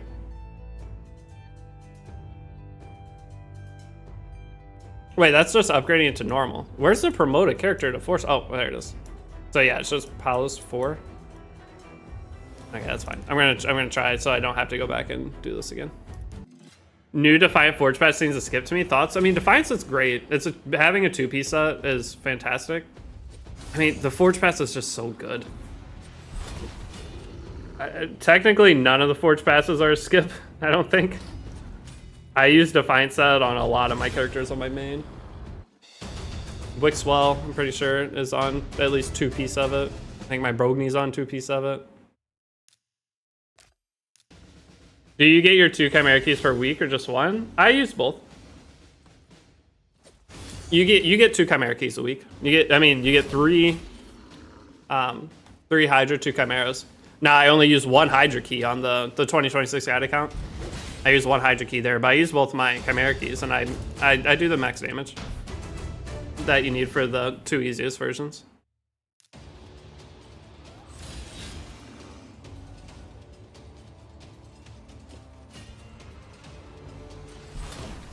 Perhaps a TMNT, the movie version. If they do a collab with the same characters, it's going to be the same thing.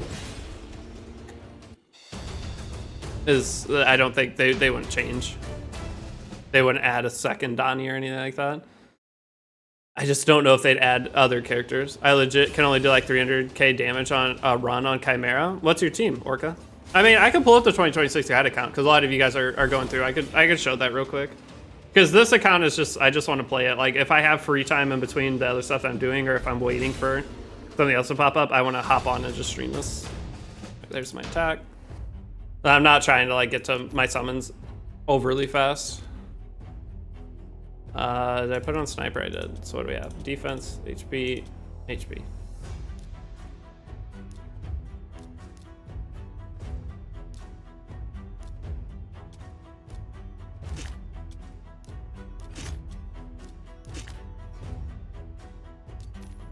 Join or create a clan. Done. I'm gonna have to take a break here anyway for the clan mission. Oh, I don't want to have to upgrade the stuff, but whatever. Plus 12. Yes. The boots. If I only have 1k gems, is it worth using them for the prism crystal? Wait, if I only have 1k gems, is it worth using most of them for the prism crystal? Prism crystal.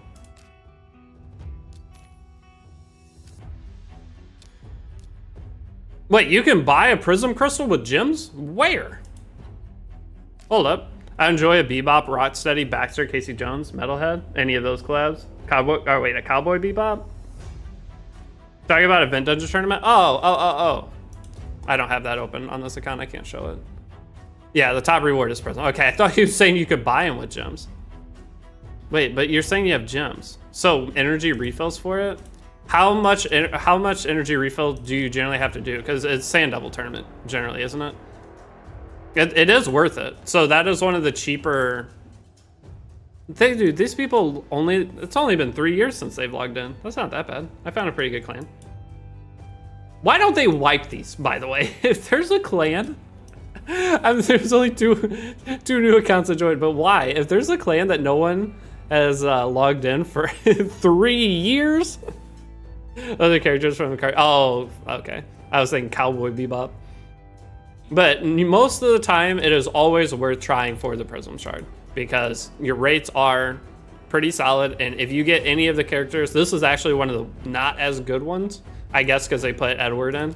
There's not as many like banger characters within here, but even getting almost any of these, you'd be super happy with. Like I use Kaja on my main; she's a solid reviver, and Saltus, Dragonbane, I think he's super cool.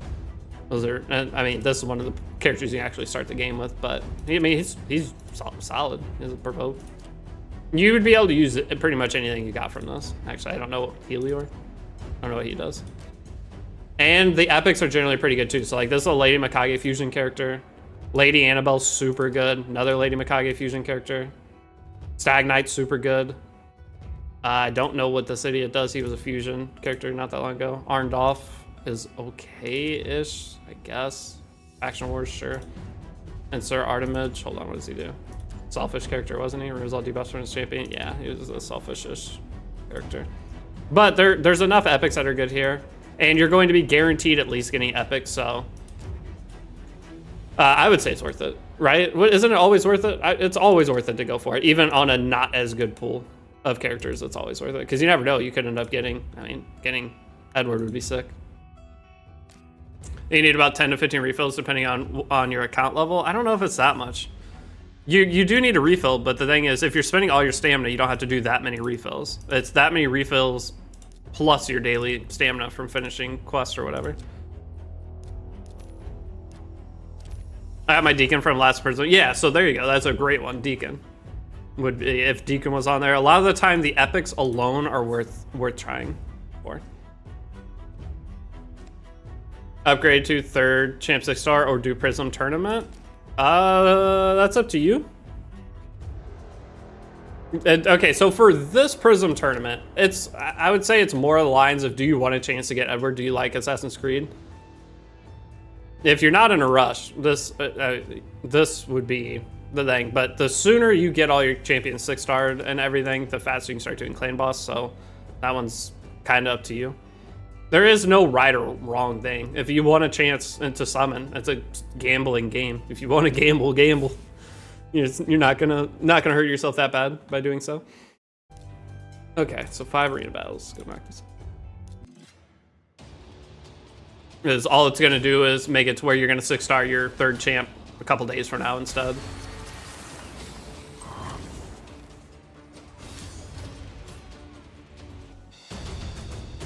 But if you get a banger character out of that, that is... And so the first Prism Shard event I ever did, my first ever Prism Shard, I got a character called Crocmaw. I got a legendary character off of it, and I was pumped. I went and farmed Sand Devil. I didn't have a Sand Devil team. I farmed Sand Devil like... It was like level 8 or something stupid, because I had no idea what I was doing when I started Raid. But I was farming Sand Devil, whatever, and I did my thing. I got Crocmaw. Crocmaw actually hard carried my Demon Lord, even though like nobody talks about him. But he has a stacking decrease attack on the enemy up to 30%, kind of like Tholin has. And I didn't realize how good it was. But it was, on Crocmaw, it was the difference between me doing one key for Brutal or not. So I was able to start hitting Nightmare. So just that one decision going for it, it could pay off huge. And it definitely did for me. Bolin, Twanrik, Tagore, Ugo, Ruella. I just ran the best heroes. Oh, sorry, I didn't answer that question earlier. They had Orca, did I? Right now, and I don't. Oh wait, no. You asked if you should level up. Kale. I didn't answer that. Oh, hey, what's up, Jake Creel? By the way, good to see you. Hope you're doing good. I got tired of raid and taking a break for a few months. That's fair. People do it all the time. Some of the usually it's the most hardcore raid grinders like Holmes and different people in the Discord and clans. They end up taking breaks. And that's just part of it. Raid is a lot. Taking a break from it. The thing is, there will be a cool event to come back to. I take breaks from Raid. You guys don't really see it, but there's when I take a break from Raid, it is I log in, do clan boss, and log out. That's all I do for that time. As long as you're doing clan boss, you're just stockpiling the summons. And it takes, what, 2 minutes? I think I open the game, smack clan boss, auto battle both keys, and I dip.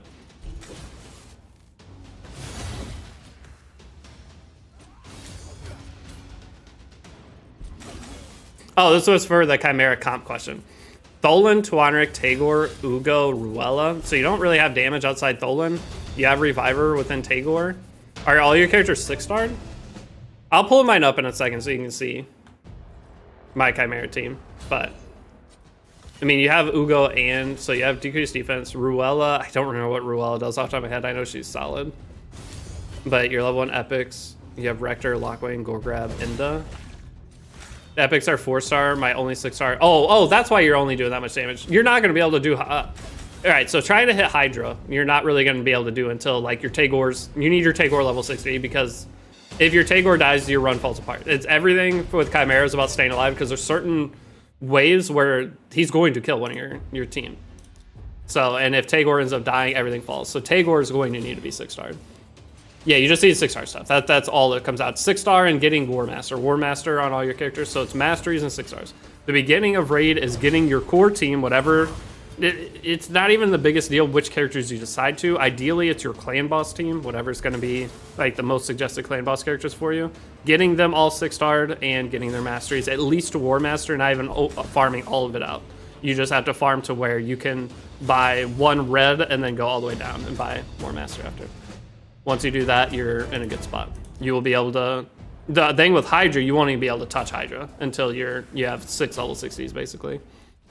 Unless you get a lucky pull that can survive at level 50, but probably won't happen. You do have Ugo and Tagor, though, so that's already a huge start for your Chimera. Or, sorry, your Hydra. So I should 6-star Tawanrik and Tagor first? Yeah, I mean, if your Tholin's already there. You're going to have 6-star everyone anyway, and the order that you do it in, as long as your farmer is 6-starred, isn't going to be a big deal. Is Teodor good in early game? Teodor is good always. Teodor is super good. If you have him, congrats. He's usable for like everything too. And if you're using like Narma Promo Link or Corvus, either of the poison characters, it just amplifies that. All right, so now we're to upgrade a champ to rank 4. We didn't do it early. I'm proud of myself. Look at that.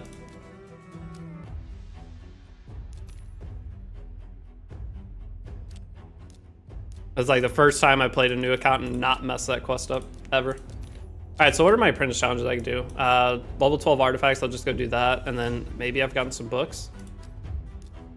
So let's upgrade her artifacts. I don't want to upgrade these, but fine. Gives her more survivability, I guess.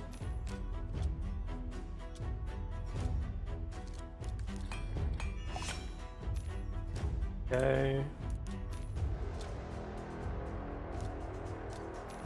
And then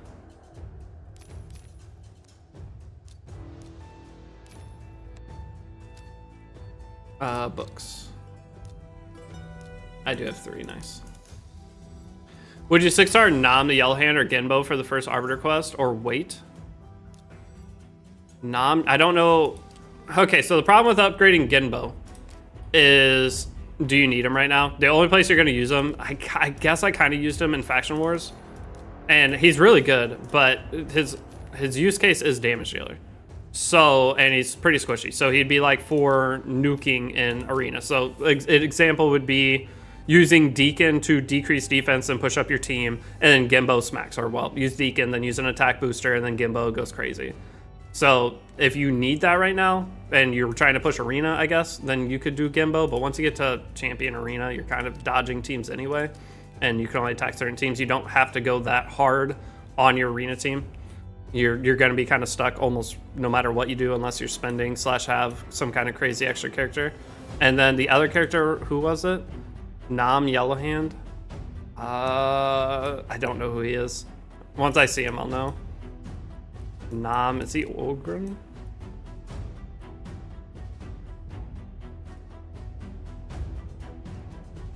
What is Nam? He's a skinwalker? Okay, I was close.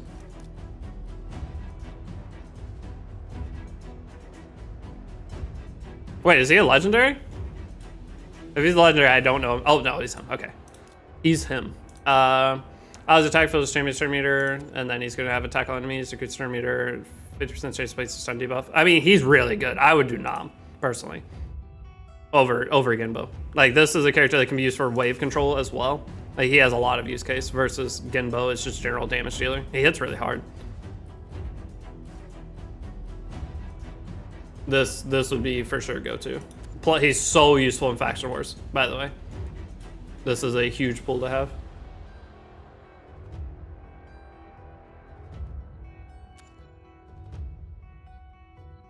Everything he has is good. Even has a leech and heal reduction, so you can use them. What to buy in clan shop after energy? Gold. Depends on the level of your clan. So let's see what this clan got to. So with clan shop, you're gonna buy energy first. Generally, I mean the gold buying is usually pretty good. I never buy chickens on early account. You end up getting so many coins later because if you're hitting 3 different Hydra difficulties plus your chimeras, you're gonna have a ton of coins. But for this, early on, your Carl is good. He's a solid character to have. He's actually a Void Legendary Champion that you can slowly get. The Arbiter skin is just a cosmetic thing. Would not push for getting that. I don't really like Yannicka. I guess if you want to try to get another legendary character. The thing is, this takes how many weeks? 20 weeks? So if you're level 15, I mean, you could buy the Void Shards if you want to do summons. So level 15, you're going to be to this. The legendary skill tomes are pretty nice to get. But I don't know, value legendary skill tome versus you can buy so much energy and silver. Because if you're an early player, buying a tome is going to completely disrupt your ability to play the game. Because you won't be able to buy the silver to upgrade gear or buy that, but the skill tome, it is worth it. It's super worth it. I buy it every time on my main. So your Carl fragments are great. If you have left over, if like buying the Yakarl fragments, he takes 20 weeks or whatever to get him, and it's a Void Legendary Champion. It's fantastic. He's not super strong, but he can be used for your faction war, and it's going to be a hard carry for that. I don't know if you'd use them in your general teams, but any of this stuff is fine. I'll just say the things not to buy. I would not buy accessories. I would not buy the Arbiter skin fragments until you're way later. I would not buy chickens. Like for this rotation, I would just buy the silver and save for next rotation, unless you can buy like a couple fragments for your Carl. And then these are worth buying. I would not buy the charms. I would never buy the charms. I personally would just skip Yannicka, unless you just decide you want her one day. But otherwise, gems, energy, summons, books, and your Carl. And sometimes they sell brews. If you're in a champ training tournament or something, you could potentially buy those. It could have some value. Okay, what is next? Gems. Clear Ice Golem. Let's go do that. Have I done Ice Golem yet? I have. I'm just gonna see if I can beat level 4. You have 10 6-star now. Arena is Ezio, Xeno, Narma, and Haikutun. That's perfect. You have speed lead. Have you changed your Xeno to not use his stupid skill 3 first? Or whatever skill. I think he uses skill 3 first. You change your Xeno to use the skill 2 first. Have you done that? Should I be grinding the hell out of keeps? I still have 4 hours, 6 days on them being open. So keeps are just grinding them when the Arbiter missions tell you to grind them. So you're just full focusing Arbiter missions going through the game. Or going through the beginning. So if the Arbiter mission tells you to grind them, yes. Otherwise, you don't want to overdo it unless there's a specific character. Because going through the Arbiter missions, your characters are going to keep leveling up to where, and strengthening everything on them, 6-starring them. They're going to give you a bunch of rewards that allows you to boost them up faster. Okay, I was able to beat it. And then from there, you'll be able to beat higher levels of the keeps. So farming keeps too early, farming the low levels of them sucks. Yes, he opens A2. Okay, that's perfect. So I mean, yeah, that team works great. Especially if you're speed tuned properly to have Narma go and then Ezio last to do the full nuke. So if it's Xeno, Narma, Ezio, your team sounds. I mean, there's obviously going to be teams you can't beat, but once you get to champion or gold, whatever, gold arena, that's just how it is.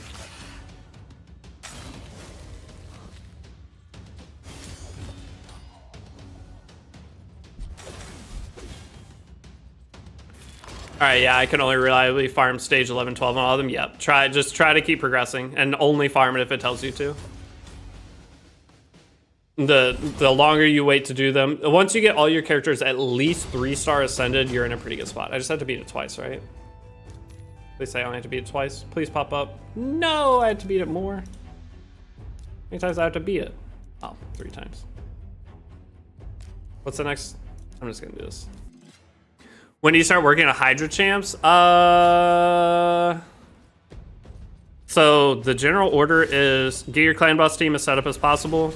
Once they're all 6-starred and good to go, then you kind of look for replacements for your clan boss team if you can min-max your damage at all. and then your core 5 from that will be able to do your Chimera 2 difficulties. You should be able to max just those. After like a couple more things, I'll hop over on the main account, and so I can kind of explain better. Or not main account, but the guide account. But Hydra champs just kind of passively work on it as you can, because you have to decide, do you want to focus focusing Hydra first is best. You can do a little bit of faction wars, but the problem with faction, it just comes down to how much time you want to put into the game. If you want to play raid 5 hours a day, then faction wars.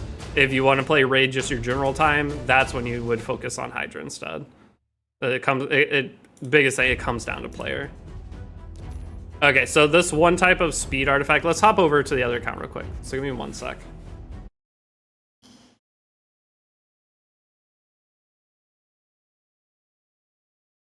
I got too lucky when doing arbiter missions for Fortscape. I've had that happen before where you cannot get the middle version. You're only getting the top version.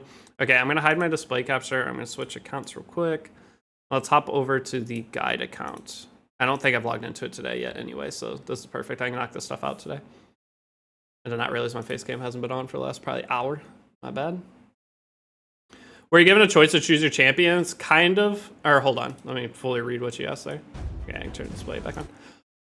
Were you given a choice of fully, because I started a new account as well and I was forced into Kale? Oh no, you can pick whoever you want. I don't know what that's about.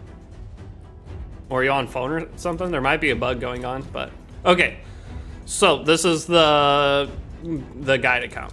I have not been keeping up with it perfect, obviously. I'm sure you could tell. But I will show like kind of progression. So I have a decent amount stockpiled, ready to farm. Okay, so from here, you guys saw, hopefully, if you saw in the last video, main thing I've been focusing on, well, let's see if we can open up. If any of you guys need a clan, by the way, I think we have a couple slots. We have 4 slots, and let's see, kick anybody? Okay, we have 4 slots open in the main clan if anybody needs one right now. Just apply to the 2026 guide and I'll pick you up on stream. We do need to consolidate our clans. So we started the whole clan thing whenever it was like a hype time in raid, and right now there's less people getting into the game because there's not, I mean, there's the Assassin's Creed event, but the hype for that's kind of gone. So there's less people starting right now than before. So until there's some kind of like big hype thing again, which hopefully is anniversary, we're gonna probably need to consolidate all of the clans and just get the strongest people into, strongest and most active people into a set number of them. But for this clan, I want to keep this one open for anybody that's slowly getting to it. Okay, so order of what you're doing after you get to a point where, as you see here, you have your core team 6-starred and you have probably done a couple summons. You got a couple characters that could end up working, and you're trying to figure out what to do next. So for right here, I have my 6 6-stars. I have enough to 6-star probably another character right now between the chickens and stuff, but I just don't know who I'd want. So with this, I went and focused clan boss. So with clan boss, the biggest thing that I could do at this point, one is I need better gear. Okay, so get here, I'm still using 2-hot accuracy lead. If I can get my accuracy high enough on all my other champions, which Ezio and Xeno are gonna have plenty, I just need to get my Narma accuracy up and I'm in a good spot. I can switch 2-hot off because my Tagore is gonna have increased speed going the entire time. So if I can find one character to switch for her, that'd be great.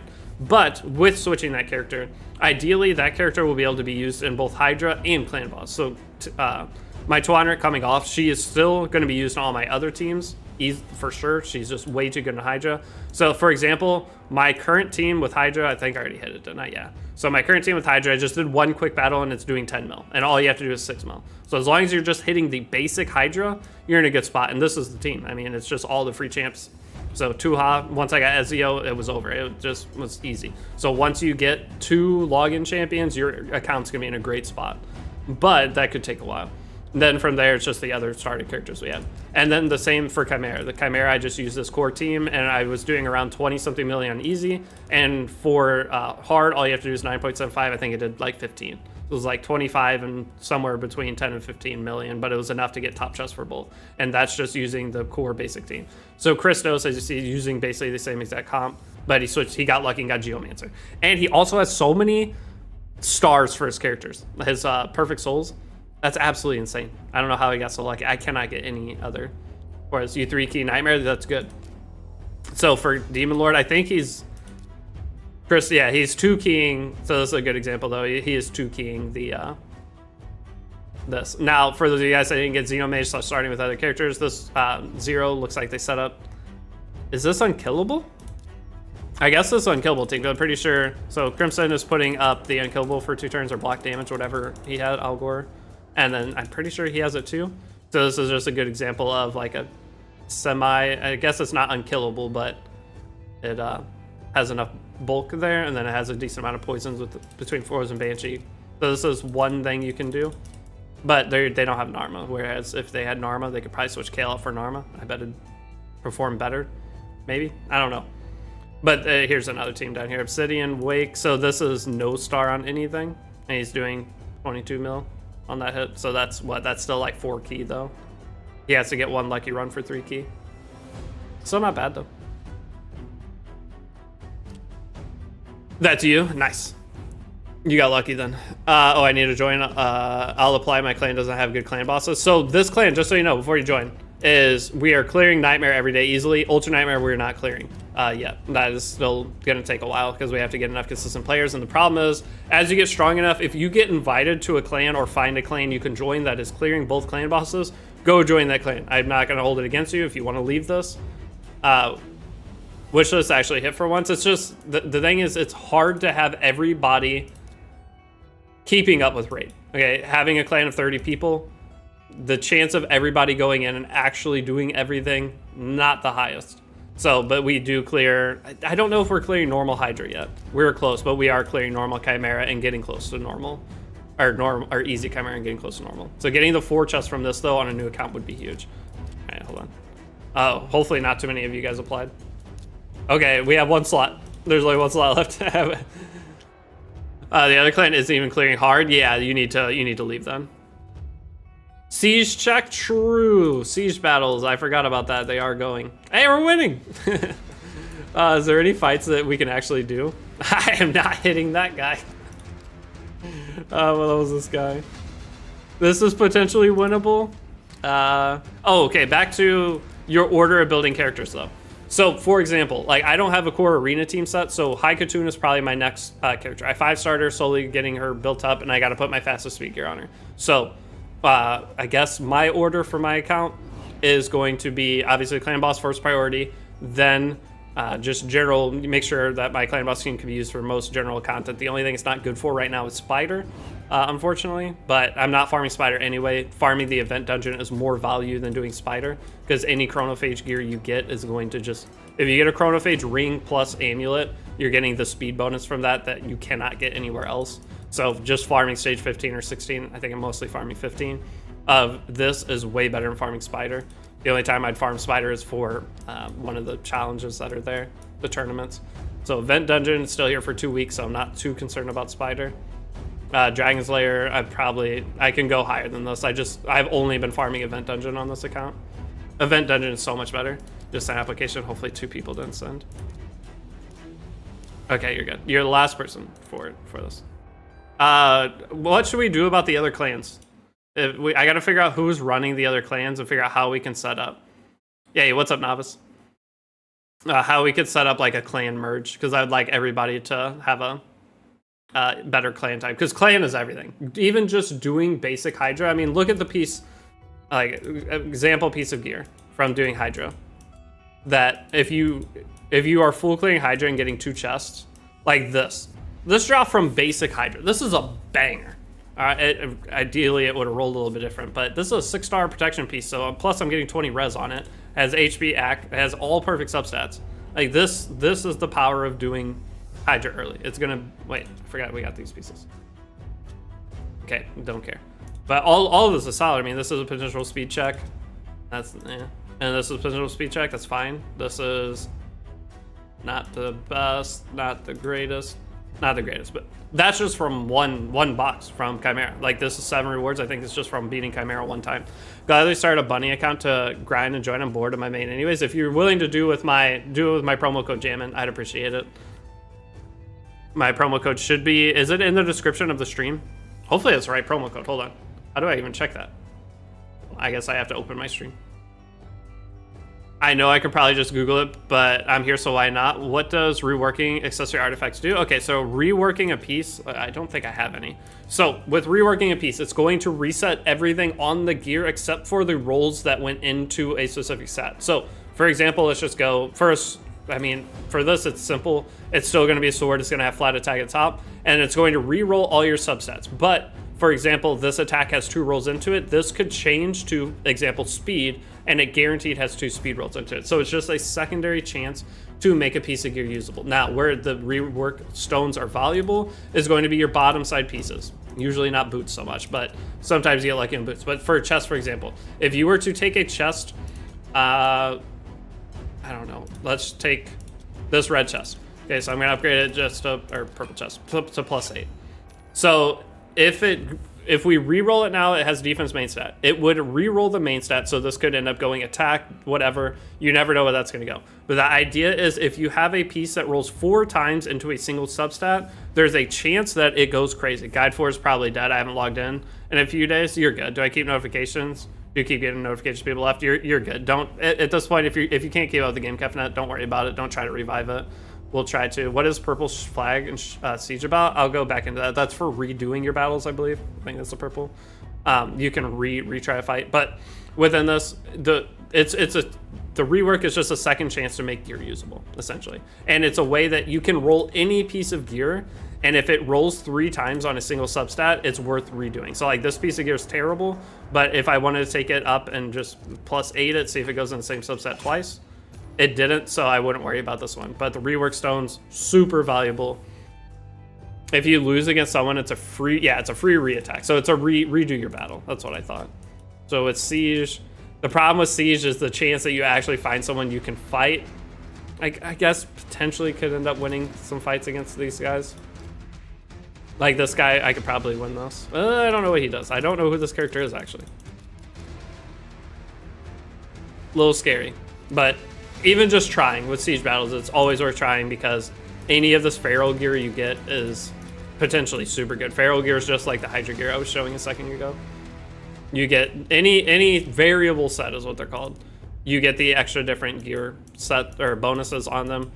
So like Chronophage, for example, the reason it's super valuable is it gives a speed buff here. So you get the res, but even on a damage dealer, this is still better. So, and the reason is if you can get a Chronophage ring and say an amulet with crit damage, and this is attack, you still want it to have proper substats ideally. But with those 2 substats, you cannot get any other bonus from these anyway. So being able to go in and get an extra 10% attack, because these don't get bonuses. It's just a way to get some, 10% speed is huge. And a big reason or big thing for that would be like like this, for example. Like this, no matter what, is worth it. I don't have any speed on either of these, unfortunately. But for whoever's your lead character, I don't even care what the substat is here for either of these. Just putting these 2 on is worth it for whoever your opening character is, because now I get a 10% speed boost that cannot be attained any other way. And there are multiple sets like that, but Chronophage is just the one that you can farm the most right now. And then for the rest of the gear, you probably want speed set / whatever rolled the highest. But this, since it can't roll speed anyway, is just a way to get that extra little boost. And if you can get any kind of Chronophage gear that rolls decent speed though for your banner, that's super nice. So like this could be an example of a rework piece. So if I just level up 12, please don't cost this much. Okay, it didn't go up, but if this would have went into attack, this is something I could rework, and then there's a potential chance that if this had 3 rolls, it could go 3 rolls of speed and come out with like, what is that? Potential 17, whatever speed. Is it possible to change clan names? I don't think so, actually. Is it? I don't think you can. Yeah, you can. It just costs. Okay, so you can. I've never even looked at changing a clan name, but yeah, you can. That's funny. Okay, so hold on. So in 4 days, my core will be Tholen, Twanrik, Ugo, Tagor, Ezio. Will that be a good 6-star core for clan boss? It'll work. The problem with Ezio is Ezio pairs really well with other poisoning characters. You don't have any other poisoners on your team. So Ezio isn't going to be doing as much. He's kind of on his own poison mission there.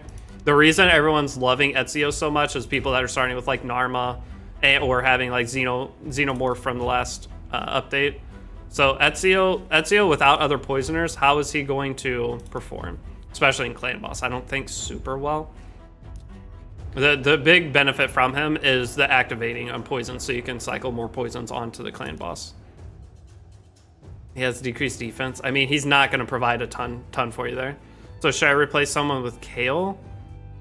Wait, so hold on. Core team, Tholan, Twarnik, Ugo, so you don't need Ugo, Tagore. You don't need both of them. I don't like Ugo that much in Clan Boss. Like, he's not doing much for you. He's giving decreased defense, which if you're using Ezio, he has decreased defense there. What else is Ugo giving? He's putting a leech on. You don't really need the leech. I don't think. It's not going to help you that much. So, because you have Twarnik for cleansing debuffs, plus putting continuous heals, plus you have Tagore heal. You should be fine. Well, but I say that, but I'm so used to Narma. I don't know Tholan Clan Boss that much. Tholan Clan Boss is hard for me because you have no... This is... it's just hard for me to say. The poison mitigation from Narma keeps you alive. Tholan has a skill too, which is reducing the attack, which is kind of keeping you alive. So I don't know what survivability is. Ugo's not worth in Clan Boss, but yeah, Ugo's great for Hydra. Ugo's fantastic for that, but for Clan Boss, Ugo isn't doing a whole lot for you. The leech, the cleanse isn't giving you any value. He's not doing anything for you within Clan Boss. That's part of why I don't think I had the option to take Ugo from my code, or I would have over Lightsworn. I think I had to take I tried for Ugo and then they said I couldn't do it, and I went for Lightsworn just so we had a void epic champion. For the merger 2027, guide guilds could change names to guide, NMU, UNM. Yeah, we could change those. The problem is we have to make whoever's the leader of the guilds spend gems, which sucks. I don't think I built Ugo yet. So Ugo is what we were talking about a second ago, for an example of getting into, once you have your Demon Lord team pretty figured out and you're just kind of relying on getting better gear or upgrading your gear with glyphs, whatever, just to get the extra stats that you need. Ugo would be a great character to start building up for your Hydra team though. He's super good in this. My Tagore is 5-star max book right now, so I'd prefer to keep them over Ugo anyways. Yeah, Tagore's the best one to max book. Or, well, not max book. Ideally, you're hoping your Tagore skill books don't go into skill 1, but as you see, almost all of mine did. I think, yeah, I was one off. This is the most important one on Ugo, though, technically, is the skill 2. You need a skill 2 as much cooldown, because 3-turn cooldown for 2-turn speed buff, and the faster, if you can build your Tagore faster than everybody else on your team, you're in a great spot. Or at least as fast as possible on him. The problem is his base speed isn't that bad, 105. I thought it was worse. Oh, can I get a second chronophage piece on him yet? I have not gotten a second. It's all attack. Like right here for Tagore. This is a huge boost. Look, it's a speed increase of 11 just for switching this off. The event dungeon is so good. The problem I have right now is I could be farming 6-star gear. Like, I'm still on this 5-star basic gear that I could be doing dragon. I could be trying to get some kind of better speed set. But the thing is, dragon's always going to be there, and this isn't always going to be here. Chronophage isn't always going to be an option. So getting an amulet here, or even this. I mean, this is not very good. It's a 4-star. Any piece I got from that would be fantastic. It's almost worth it. It's almost worth just switching attack. Like, what am I losing? 3,000 HP? That's not even that bad for 10 speed. I would take that. On Tagore, what do I build? Speed, HP, defense? Yeah, that's all you really care about. Trying to fit resin there as a new player is not going to happen. Just the fastest you can go while still focusing HP defense, the better. Any support early game, the faster you have them, the more you're going to get out of it. Oh, I didn't realize this wasn't leveled up. So Twarnik, I did end up getting on the chronophage finish. So that's huge. So I got the extra 10 speed on her now.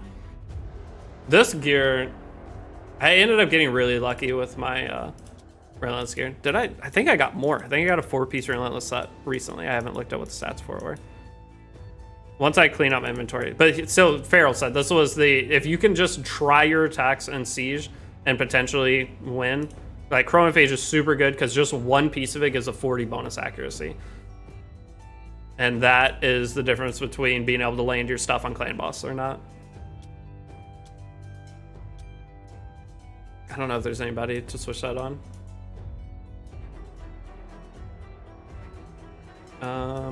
What was I looking for? I have a ton of gear to sell. Where's my relentless gear? Did I pass it? It's higher? I really wish you could sort by set. Oh, here it is. I mean, that's not terrible. That has potential. That has potential. And last. Hey, wait a second. Oh. Wait, I'm running out of silver. I'm gonna have to clean up my inventory. Yo, did you do them siege? Oh, man. Hey, here's a rework target, though. I mean, you're asking about rework? Hold on. Go attack again. Okay, dang it. If that one attack again, I could try to rework it. It's just not going to come out defense, most likely. Oh, man. It's still probably better. I mean, 6-star versus. And this, yeah, this is better. Okay. Okay, I can do a lot of upgrades to this now, which is huge. What is the other chronophage boost? I don't really care. It's just 2-piece chronophage is all I really care about. But 5-piece is an extra 10 speed, but I'd have to, yeah, no, it's not worth it. It's just 2-piece, that's worth it. Never mind. Rework could give it flat main set though. Yes, rework could give it flat main set, so it's not worth doing there. But like for the example idea of if this was say flat main stat or I don't know, just something that doesn't make sense and then it goes 3 into it, there's a chance you roll it if you're not going to use it on anybody else, it could end up turning out super bank or like actual super good piece. I don't remember if any of this rolled good. That's okay. I need to go through, sell a bunch of gear, clean up, and then I'll have the silver to try to do some rework, and then I could probably start 2-king Nightmare pretty quick. I also have 1,000 gems. I was debating on boosting this up. Did you try the new promo? Did you try a new promo account? What do you mean new promo account? New promo code? Wait, is there a new promo code? Midlove? Is your Discord working? Yeah. Are you having trouble? Okay, there we go. I need to enter that on all my accounts. 15 brews. We use that. I have a ton of stamina I can work through. That's good. Just join, not seeing much. So with Discord, if you join, you have to click on the react thingy. Once you click on the react thingy, you go down to you don't have the role. Hold on, I'm signing you the role now, so you don't have to. You have to click on the react to get access. All right, do you see everything now? Until you click that, it won't pop up. Then there's multiple games you have to go down to raid. He moved. Yeah, I'm over on the guide account right now. Your title says Razelvarg. Oh, sorry. Yeah, I'm doing the Razelvarg, but I switched over to the guide account so I could show like what the progress sequence is. But that I showed everything I want to show. I'm not gonna go any further. I just wanted to do that real quick. New Forge Pass. Forge Pass unlocks at level 30. Okay, I'm gonna switch accounts again. Give me 1 sec. We're gonna go back and progress a little more through the Razelvarg.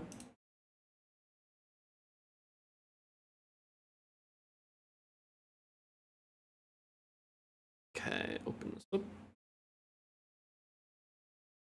Holmes, did you just wake up? What time? No, there's no way you just woke up. It's like late for you. Oh, wait, I didn't put it back on, sorry. There you go. Wait, guys, we can make a purchase.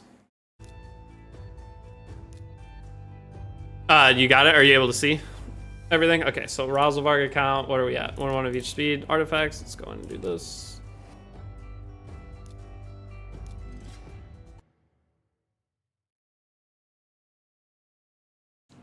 I didn't realize when I did a rework on speed. Oh yeah, speed main stat. That's what I was saying. With boots, usually the only time you're going to rework boots is if they're like flat attack, flat HP, or flat.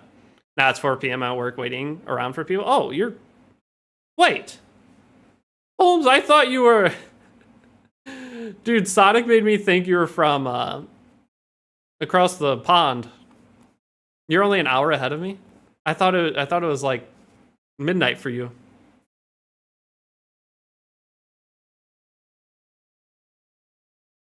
My bad.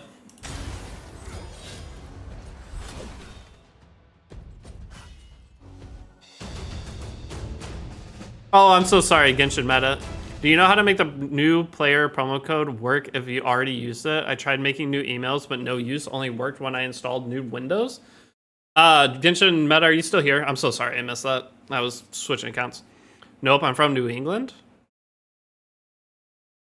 Yeah, see, I thought you were from... I don't even know where I thought you were from. I just thought you were from like. Wait, am I doing super raids? No, I'll do that.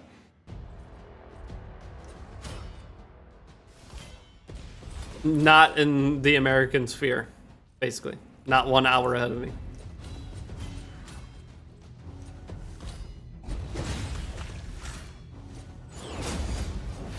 Jammin' Bunny account with your link is made. Time to suffer on the missions. Yep. I'm gonna be. This is when I stream. This will be the account. I'm not sure if you answered my question about Takeover, Novice. What'd you ask about Takeover? Sorry.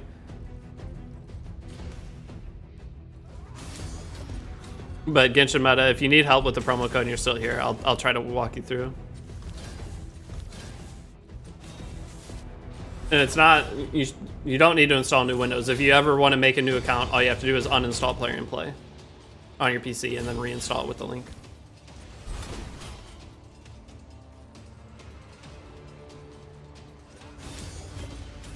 I feel so much better today.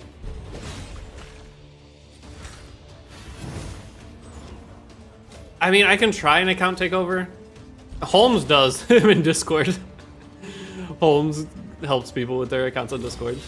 Some people say all you gotta do is log out, and yeah, I don't know. It's so easy to just uninstall Player and Play and reinstall it. But maybe if you have slow internet, it's not as easy. So I've always done it through uninstalling the thing.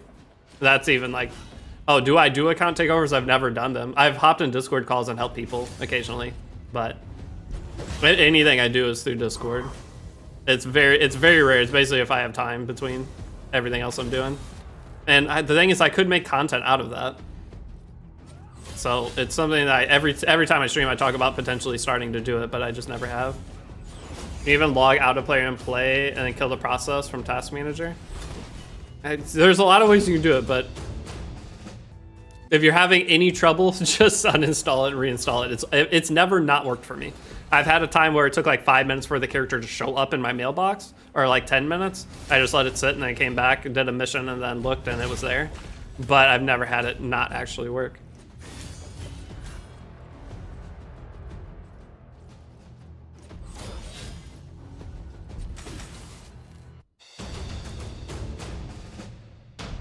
I'd assume it's Novice. I'm assuming it's New England in the States.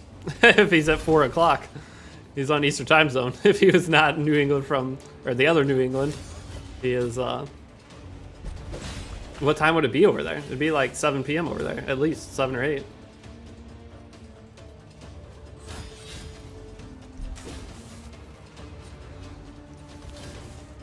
Yeah, Holmes, Sonic made it seem like you weren't from the States, I think, because you have a normal bedtime, and Sonic stays up super late every night.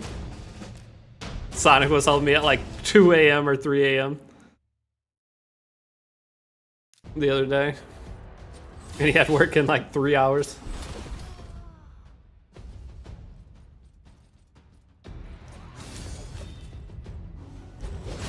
No matter how much you think you know about Raid, if you go and find like the min-maxers, the people that like know every character, know everything, it is an unbelievable difference. Because like I feel like I understand the game pretty good now. And then Sonic going in and like coming out with characters, I would never have even touched half the characters that like we set up all new Hydra teams, which I'm still working on, but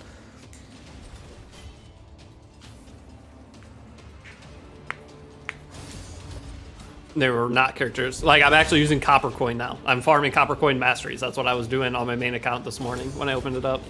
I just ran some, whatever it's called, Minotaur for Copper Coin. It is cool, though. Finding a use case for characters that you would not generally use feels really good. Okay, I need one more, I think. I'm amazed at some of the content creators who just pull names out of a hat that are rares and have skills they talk about. Yeah, those are like the day one players. I haven't even been playing for 2 years yet. I'm like a year and a half, basically. I'm coming up on my 2-year anniversary on my Raid account. My main account, at least. I've played Raid in the past, but it was for sponsors, and I was playing my other games mostly that I did not actually care about. I thought Raid was a joke crap game. The only reason I truly got into Raid, I'd say this all the time, was I had a 4-video sponsorship because my YouTube started doing well, and they're like, okay, what would you do 4 videos for Raid for the month? And I was like, sure, why not? I might as well I'll take any sponsor I can get at that time. And I did it. And once I actually played Raid for a full month, I ended up loving the game. That was that's what it took. It took not playing it for, because they'd always do like one stream. They would want to sponsor one stream. I'd play it for 2 hours on stream. And in 2 hours, you can't do anything on Raid. So actually going in and seeing the full game, I had the same when it first came out. It just seems like, it's just, when you come from anime-based games and that's like what you're used to, the game just doesn't have the same look and everything. It's like a grungy look. But the mechanics of this game outperform every other game's mechanics, man. It's not even close. No, the gacha, same system, just money hungry. Yeah, that's what I thought too. And some of that is true. They are money hungry, but they actually have the game to back it up that you would not know unless you gave it more than a.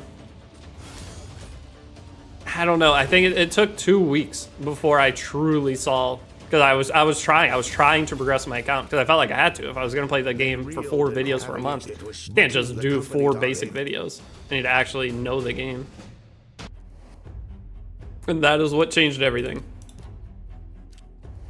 And that's why I do the guide series the way that I do, to try to get people playing the game for, I'll just do the 3 still.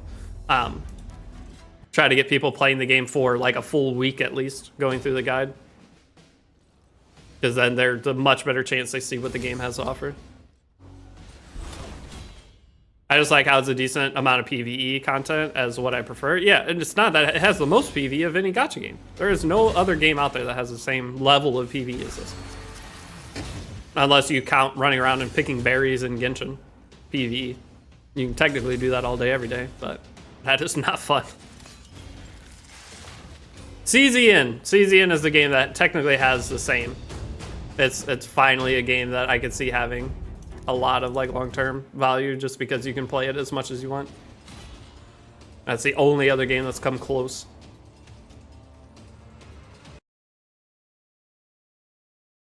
I'll probably wrap up on this set of missions, and then I'll probably play it a little off to the side, but I'll mostly stream, and I will probably end up buying the pass for this account just so we can see everything faster.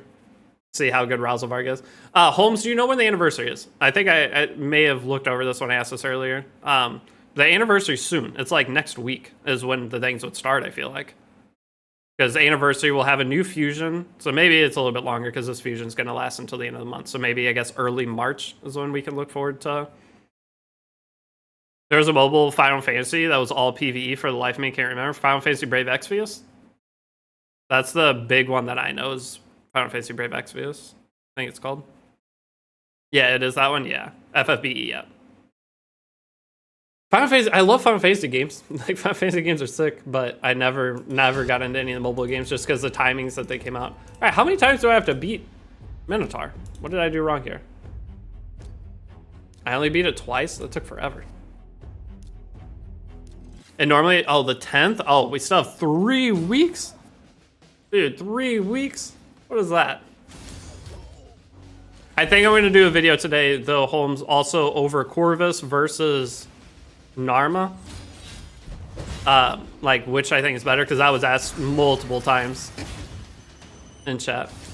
I think either one you start with, you're going to be happy. As a new player, either one's going to be great. Long-term viability, I think either one has.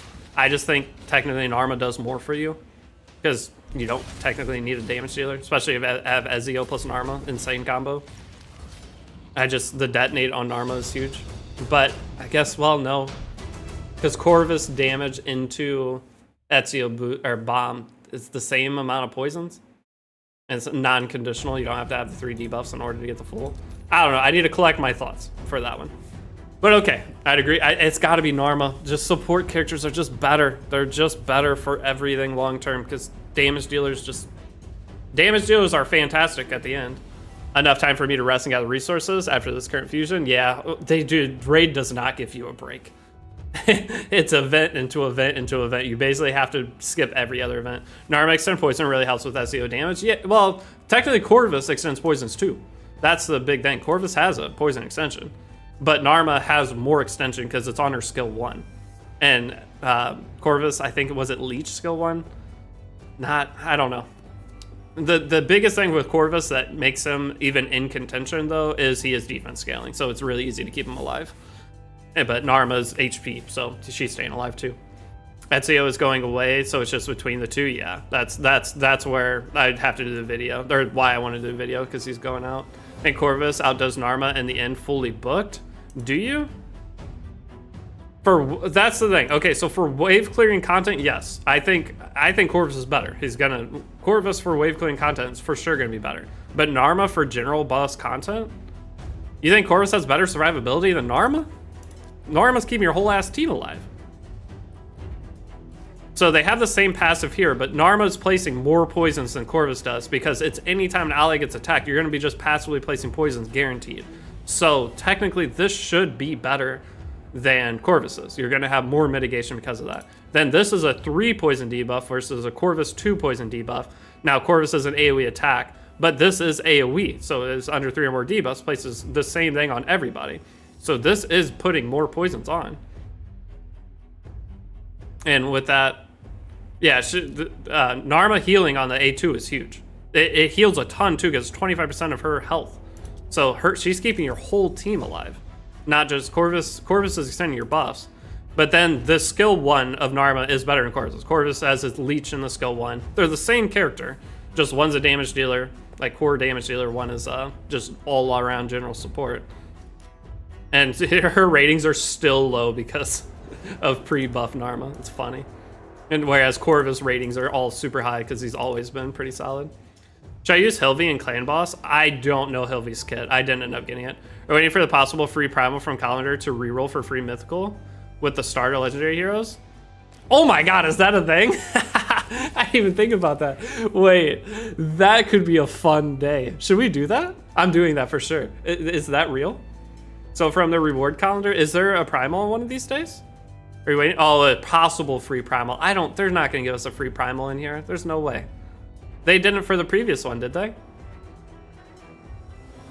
There's no way. If there is a primal day on here, I'm for sure reroll. I'll reroll all day. I think that'd be such a... If I got a mythical, imagine. How do you start an account without an email to do that?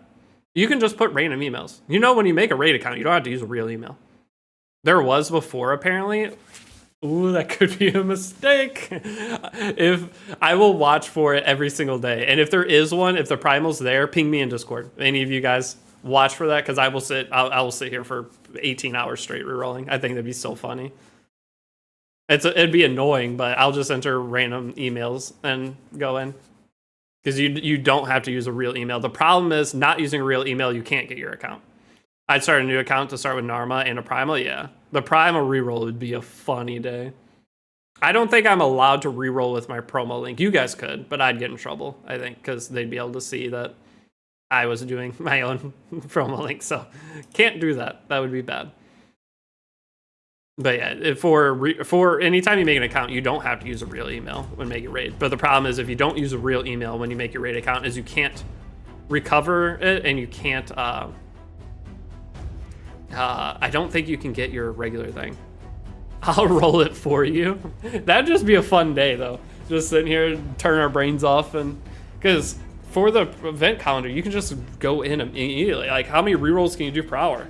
You have pretty good odds of getting one, honestly. Like, to make a raid account, what is it? Probably take 3 minutes if you're fast. I'll just set up a macro to say here reroll for me.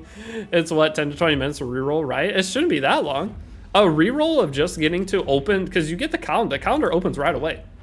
Like right once you open an account, this is already here giving you the rewards. So you could reroll instantly. You would make an account, well, for me, if you're using the promo link, we all know it's, oh, I know, oh God, you know he will be live the second that is a thing. And he will be streaming as well. You know that. I just keep quitting it, open and player. I'm doing the battle scene. Can you do that? We'll find the best strategy for it, but that's a fun thing we could do. But okay, I'm gonna wrap up stream, guys. Oh, I could do emulator too. I don't know if I do all that for stream. You guys could do the crazy stuff, but I'll just stream so we can all hang out while we're rolling, because that could be a really fun afternoon. You got to go through all BS before you gain control. Oh, of the account, yeah. If you're doing a throwaway account, then it's fine. Thanks for the help and claim invite. No problem. Again, if you guys aren't in the Discord, if you need a Discord link, it's in all of my descriptions for every video. Just go find it through there. I think a lot of you guys are probably there. But I probably won't stream again until tomorrow because I need to go stream other games tonight. I have a sponsor for this one game that I need to try to get set up. I am going to be starting a new Epic 7 account too that I plan on playing like 5. My goal is to stream 5 hours a day on it. But my days are, I'm going to play golf on Thursday. But the golf will be the middle part of my day, so I stream in the morning, go play golf, come home, and then depends if I have anything that afternoon. Are you guys clearing Ultra Nightmare? No, not on this account, or not on the other account, or the guide account isn't clearing Ultra Nightmare yet. My main guild does. There might be room in my main guild. I can check. I can check and open up some slots because we probably have 1 to 2 slots in the main. But okay, I'm actually wrapping up this time. Thank you guys for hanging out. I will see you all probably tomorrow, is what I was trying to say before I got distracted. Thanks for watching.